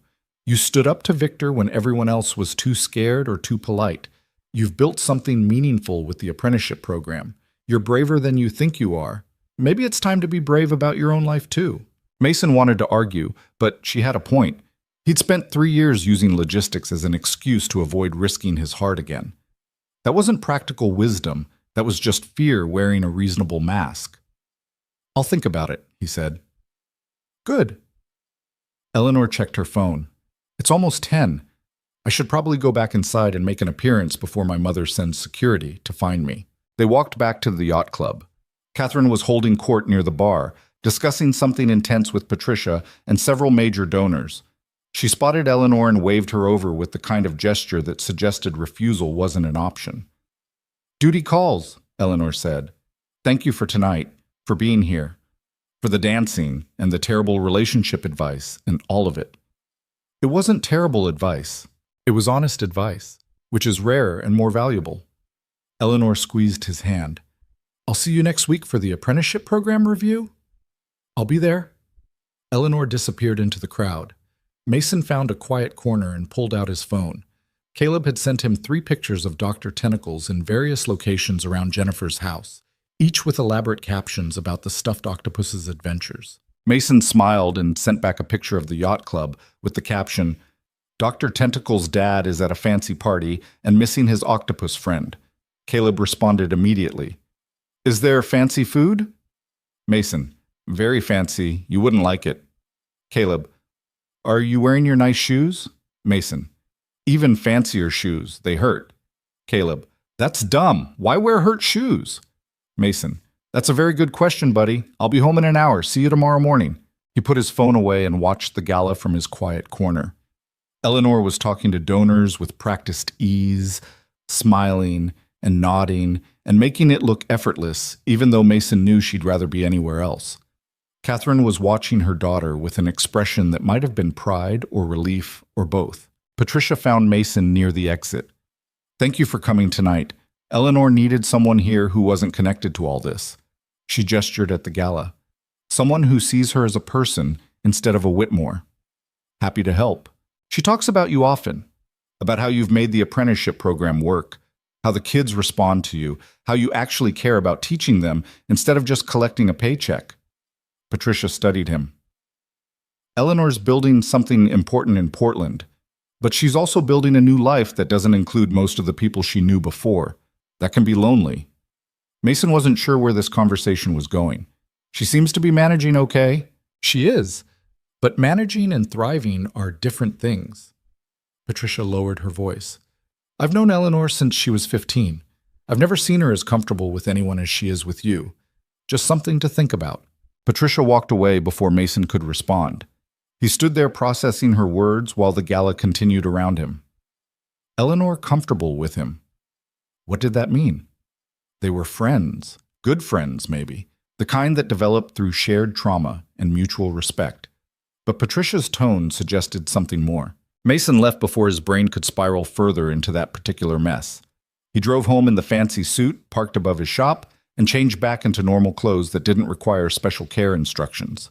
The suit went into his closet next to his father's funeral suit and the sports coat he'd worn to his wedding.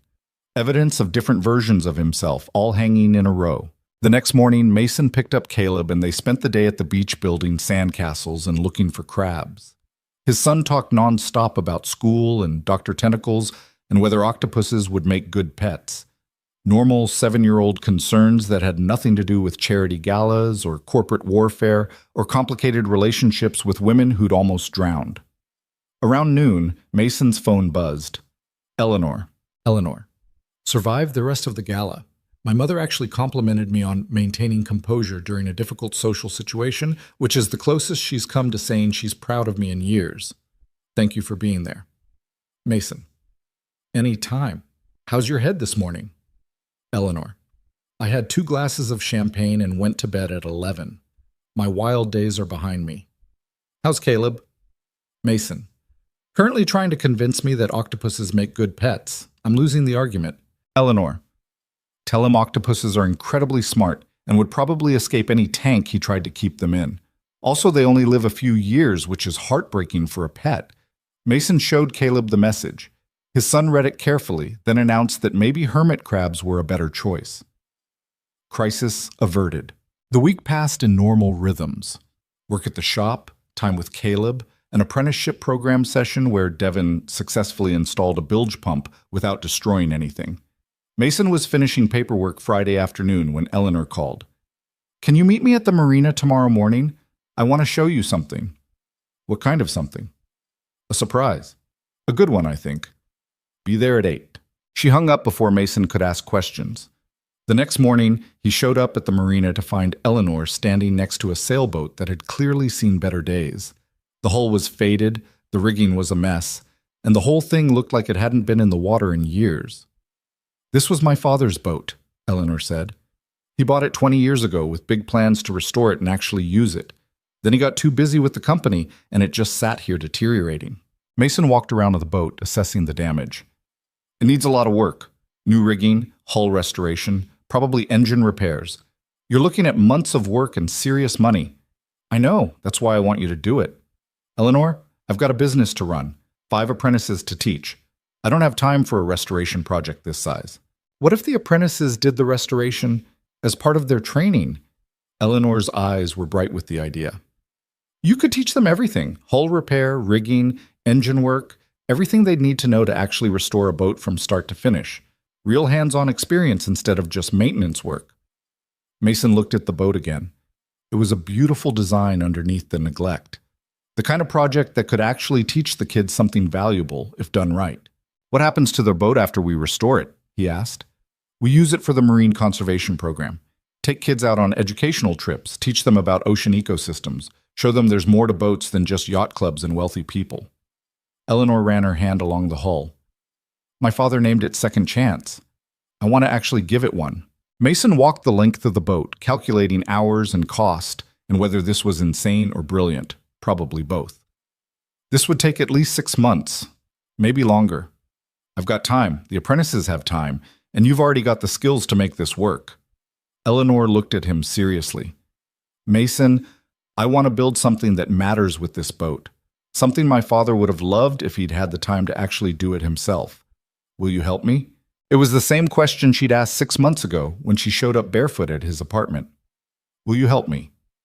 And Mason's answer was the same now as it was then. "Yeah," he said. "I'll help." They spent the rest of the morning planning the restoration. Eleanor had already secured funding through the Harbor Trust. Patricia had approved it as an educational initiative that aligned with the company's new community focus. Catherine had added additional money specifically because it was her late husband's boat, and she wanted to see it actually used for something meaningful. The apprentices started work the following week. Devon took to the rigging work like he'd been born for it. The other kids divided up tasks based on interest and skill. Mason supervised, teaching them proper techniques and making sure nobody accidentally destroyed anything expensive. Eleanor came down from Portland every weekend to check on progress and help with whatever needed doing. She wasn't afraid to get her hands dirty, working alongside the apprentices and learning the same skills they were learning. 3 months into the restoration, the boat was starting to look like something that might actually float. The hull was repaired and repainted. New rigging was installed. The engine was rebuilt from parts and prayers and Devon's surprising mechanical aptitude. Mason was teaching Eleanor how to properly seal deck fittings when she asked, "Did you ever think about that conversation we had at the gala? About you dating again?" "I've thought about it." And I went on 2 dates with a woman I met at Caleb's school. It was fine. Not terrible, not great. Just fine. Mason focused on the sealant application. She wanted someone more ambitious, someone with plans to expand the business and buy a bigger house, and generally be more than I am. It didn't work out. I'm sorry. Don't be. Better to know early that we wanted different things. Mason looked up at Eleanor. "What about you? You dating anyone in Portland?" "I went out with a marine biologist from the university. He was nice, smart, passionate about ocean conservation." Eleanor's voice was carefully neutral. "We had nothing in common beyond work. He wanted to talk about my father's company and whether I missed running it. I wanted to talk about literally anything else. It didn't work out either." They worked in silence for a few minutes. Then Mason said, "Patricia told me at the gala that you're comfortable with me, that you talk about me often." Eleanor's hand stilled on the deck fitting. "She said that? Yeah, I've been thinking about what it means." "What do you think it means?" Mason set down the sealant and looked at her directly. "I think it means we're friends who've been through something intense together, and maybe there's something more than friendship here. But I also think we're both still figuring out who we are after everything that happened, and maybe it's too soon to complicate that with relationship stuff." Eleanor was quiet for a long moment. Then she said, "That's very logical and practical, and probably exactly right. But what if the logical, practical thing isn't what either of us actually wants? Then we're back to the same problem we've both been dealing with for months, knowing what we want versus being brave enough to actually go after it." Eleanor smiled slightly. "You're doing it again, being right about things. I'm really not. I'm just trying to be honest instead of hiding from complicated feelings." Mason went back to the deck fitting. "Eleanor, I like you. I like spending time with you. I like that you're not afraid to work on boats, and you actually listen when I talk about the apprentices, and you don't care that I live above a shop and drive a truck older than both of us. But I also know you're still rebuilding your life after Victor, and I'm still figuring out how to be someone worth dating after Jennifer. Maybe we're both too much of a mess right now. But squirt by... Or maybe we're exactly the right amount of mess for each other." Eleanor's voice was soft. "Mason, I've spent 6 months building a new life in Portland. I've got work I care about, a place to live that doesn't have bad memories attached, friends who don't know anything about the Harbor Trust, or my father, or Victor. I'm happy for the first time in years, and the only thing missing is someone to share it with who actually understands where I came from." "I understand where you came from. I pulled you out of the harbor, remember?" "Exactly. You know the worst parts of my story, and you're still here. That's not nothing." Eleanor set down her tools. "I'm not saying we need to figure everything out right now, but maybe we could stop pretending we're just friends when it's pretty obvious we're both thinking about more than friendship." Mason's heart was doing something complicated in his chest. "What are you suggesting?" "I'm suggesting we acknowledge that there's something here worth exploring. We take it slow. We figure it out as we go. We don't put pressure on it to be perfect or to fix all our problems or to be anything except two people who care about each other seeing where that goes." Eleanor looked at him seriously. "What do you think?" Mason thought about all the reasons this was a bad idea. Different worlds, complicated histories, the very real possibility that it wouldn't work out and would ruin the friendship they'd built. He thought about Patricia's words and Margaret's warnings and his own fear of being not enough for someone who deserved more. Then he thought about Eleanor standing in his apartment at midnight, terrified and barefoot, trusting him with the truth when nobody else believed her. Eleanor in his truck driving to Maine. planning how to fight back against someone who'd tried to kill her. Eleanor at the board meeting, walking away from millions of dollars because she chose herself over obligation. Eleanor working alongside apprentices, getting her hands dirty and laughing at Devon's terrible jokes. Eleanor asking him hard questions about his life and actually listening to the answers. Eleanor being exactly herself, messy and complicated and brave and real. "I think we should try," Mason said. "Slow, honest, no pressure to be perfect, just see where it goes." Eleanor's smile was genuine and relieved and beautiful. "Okay, let's try." They went back to working on the boat. Nothing dramatic changed. They didn't kiss or make big declarations or suddenly transform into a couple. They just kept working side by side, comfortable with each other in the way they'd been for months, except now there was acknowledgement of something more. The restoration took another 3 months. By early spring, Second Chance was ready for the water. They launched it on a cold March morning with all 5 apprentices, Patricia, Catherine, Margaret, and about 20 kids from Eleanor's Marine Conservation Program in attendance. Caleb was there too, wearing a life jacket 3 sizes too big and asking 17 questions about whether the boat would sink. Mason assured him it wouldn't, probably. The boat floated. The engine started. The rigging held. Second Chance sailed out of the marina with Eleanor at the helm and Mason beside her, teaching her how to adjust for wind and current. "My father would have loved this," Eleanor said as they cleared the harbor. "Actually using the boat, instead of just talking about restoring it someday." "Your father would be proud of what you've built with the conservation program," Mason said. "The apprenticeships, the education initiatives, all of it. That's a legacy worth having." "Better than the Harbor Trust?" "Different from the Harbor Trust. Not better or worse, just different." Mason adjusted a line that was pulling wrong. "You're not your father, Eleanor. You don't have to measure your life by his standards." "My therapist says the same thing." "Then we're both right again. You should listen to us." Eleanor laughed. The sound carried across the water, mixing with the wind and the waves, and the sound of Second Chance cutting through the harbor, where she'd almost died a year ago.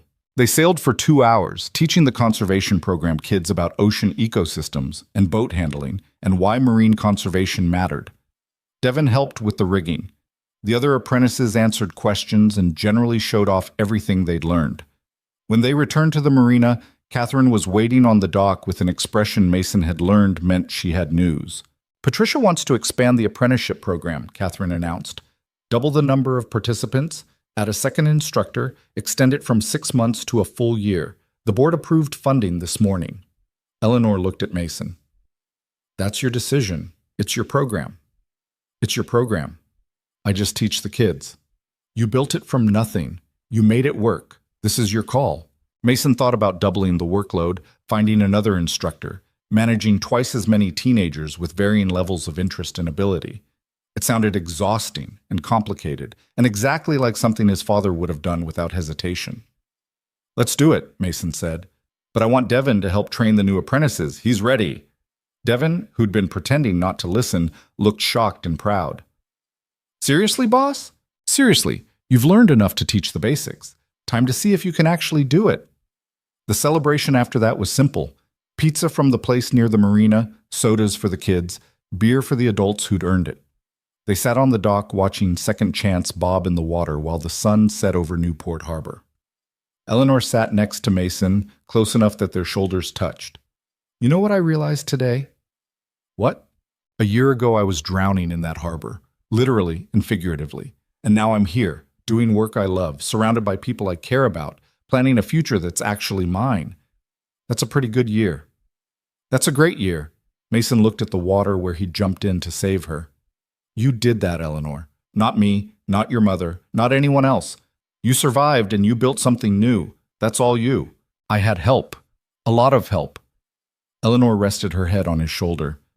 "But yeah, I did it. We did it." Caleb appeared with Dr. Tentacles and 3 slices of pizza. "Dad, can we go sailing on that boat sometime?" "Yeah, buddy, we can do that." "Can Dr. Tentacles come?" "Dr. Tentacles can definitely come."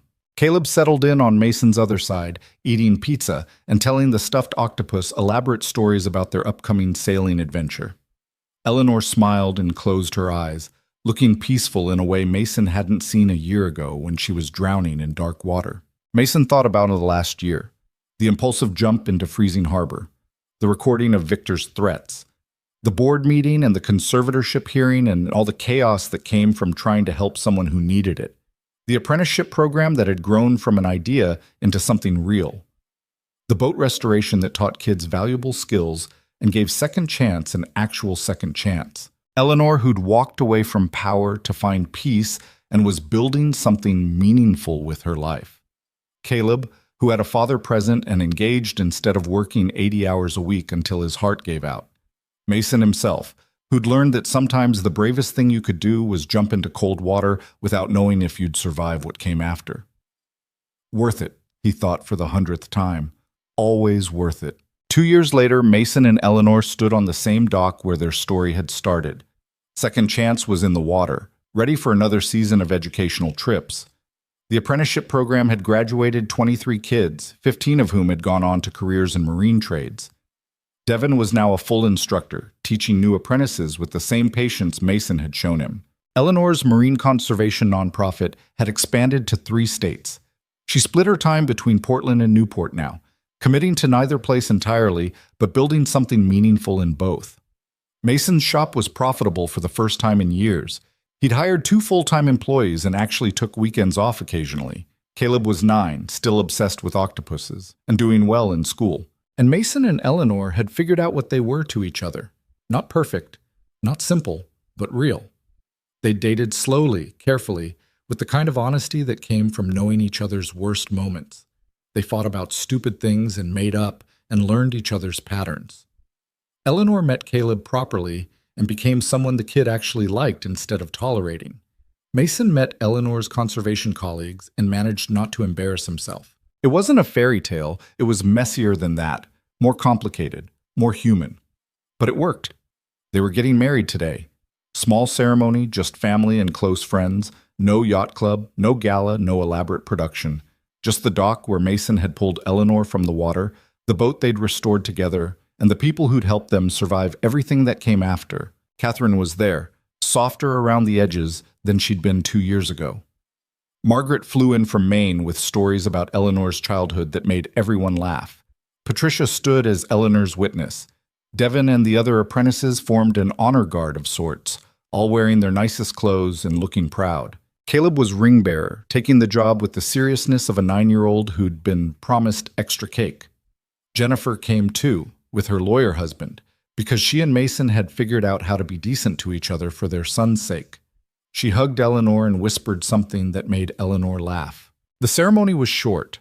No elaborate vows, no religious overtones, just 2 people promising to keep showing up for each other through whatever came next. Mason's hands shook slightly when he slid the ring onto Eleanor's finger. Eleanor's voice cracked when she said, "I do." They kissed. Everyone applauded. Caleb announced loudly that he was ready for cake now, please. The reception was on Second Chance. They sailed out into the harbor with everyone who mattered, celebrating on the water instead of in some expensive venue. The sun set over Newport, turning everything gold. Eleanor found Mason near the helm, watching the harbor lights come on. "You know what I keep thinking about?" "What?" "The night I fell into this water, I thought my life was over. I thought Victor had won, and I'd either die or spend the rest of my life fighting battles that would destroy me." Eleanor leaned against him. "I never imagined this. Getting married to someone who actually sees me, doing work that matters, being happy. You couldn't imagine it because you were drowning, literally and figuratively." Mason wrapped his arm around her. "But you're not drowning anymore." "No, I'm not." Eleanor looked up at him. "Thank you for jumping in when I needed you, for staying when it would have been easier to walk away, for being exactly who you are instead of trying to be someone else. Thank you for letting me help, for building something beautiful with the apprentices, for loving my son, for being brave enough to choose yourself when everyone wanted you to choose obligation." Mason kissed her forehead. "We're pretty good together." "We really are." Caleb appeared with Dr. Tentacles and a piece of cake in each hand. "Dad, Eleanor, come look at the sunset. It's really cool and Dr. Tentacles wants to see it." They followed Caleb to the bow where Margaret was pointing out constellations, and Devon was trying to explain rigging to kids who weren't listening. The harbor stretched out around them, full of boats and lights and possibility. Mason thought about his father, who'd worked himself to death before seeing 60. About Eleanor's father, who'd built an empire but lost his family. About Victor, who'd tried to control everything and ended up with nothing that mattered. Then he thought about the life he'd actually built. Imperfect, messy, real. A son who loved octopuses. A business that sustained him without consuming him. Work that taught kids valuable skills and gave them chances they wouldn't have had otherwise. A wife who'd survived attempted murder and chose to build something beautiful instead of letting trauma define her. Not a fairy tale. Something better. Something earned through hard choices and brave moments and the willingness to jump into cold water when someone was drowning. Eleanor squeezed his hand. Caleb laughed at something Margaret said. Second Chance sailed through Newport Harbor under a sky full of stars, and Mason Reed, who'd spent 34 years being just good enough, realized he'd somehow built a life that was exactly enough. Worth it, he thought one final time. Always worth it.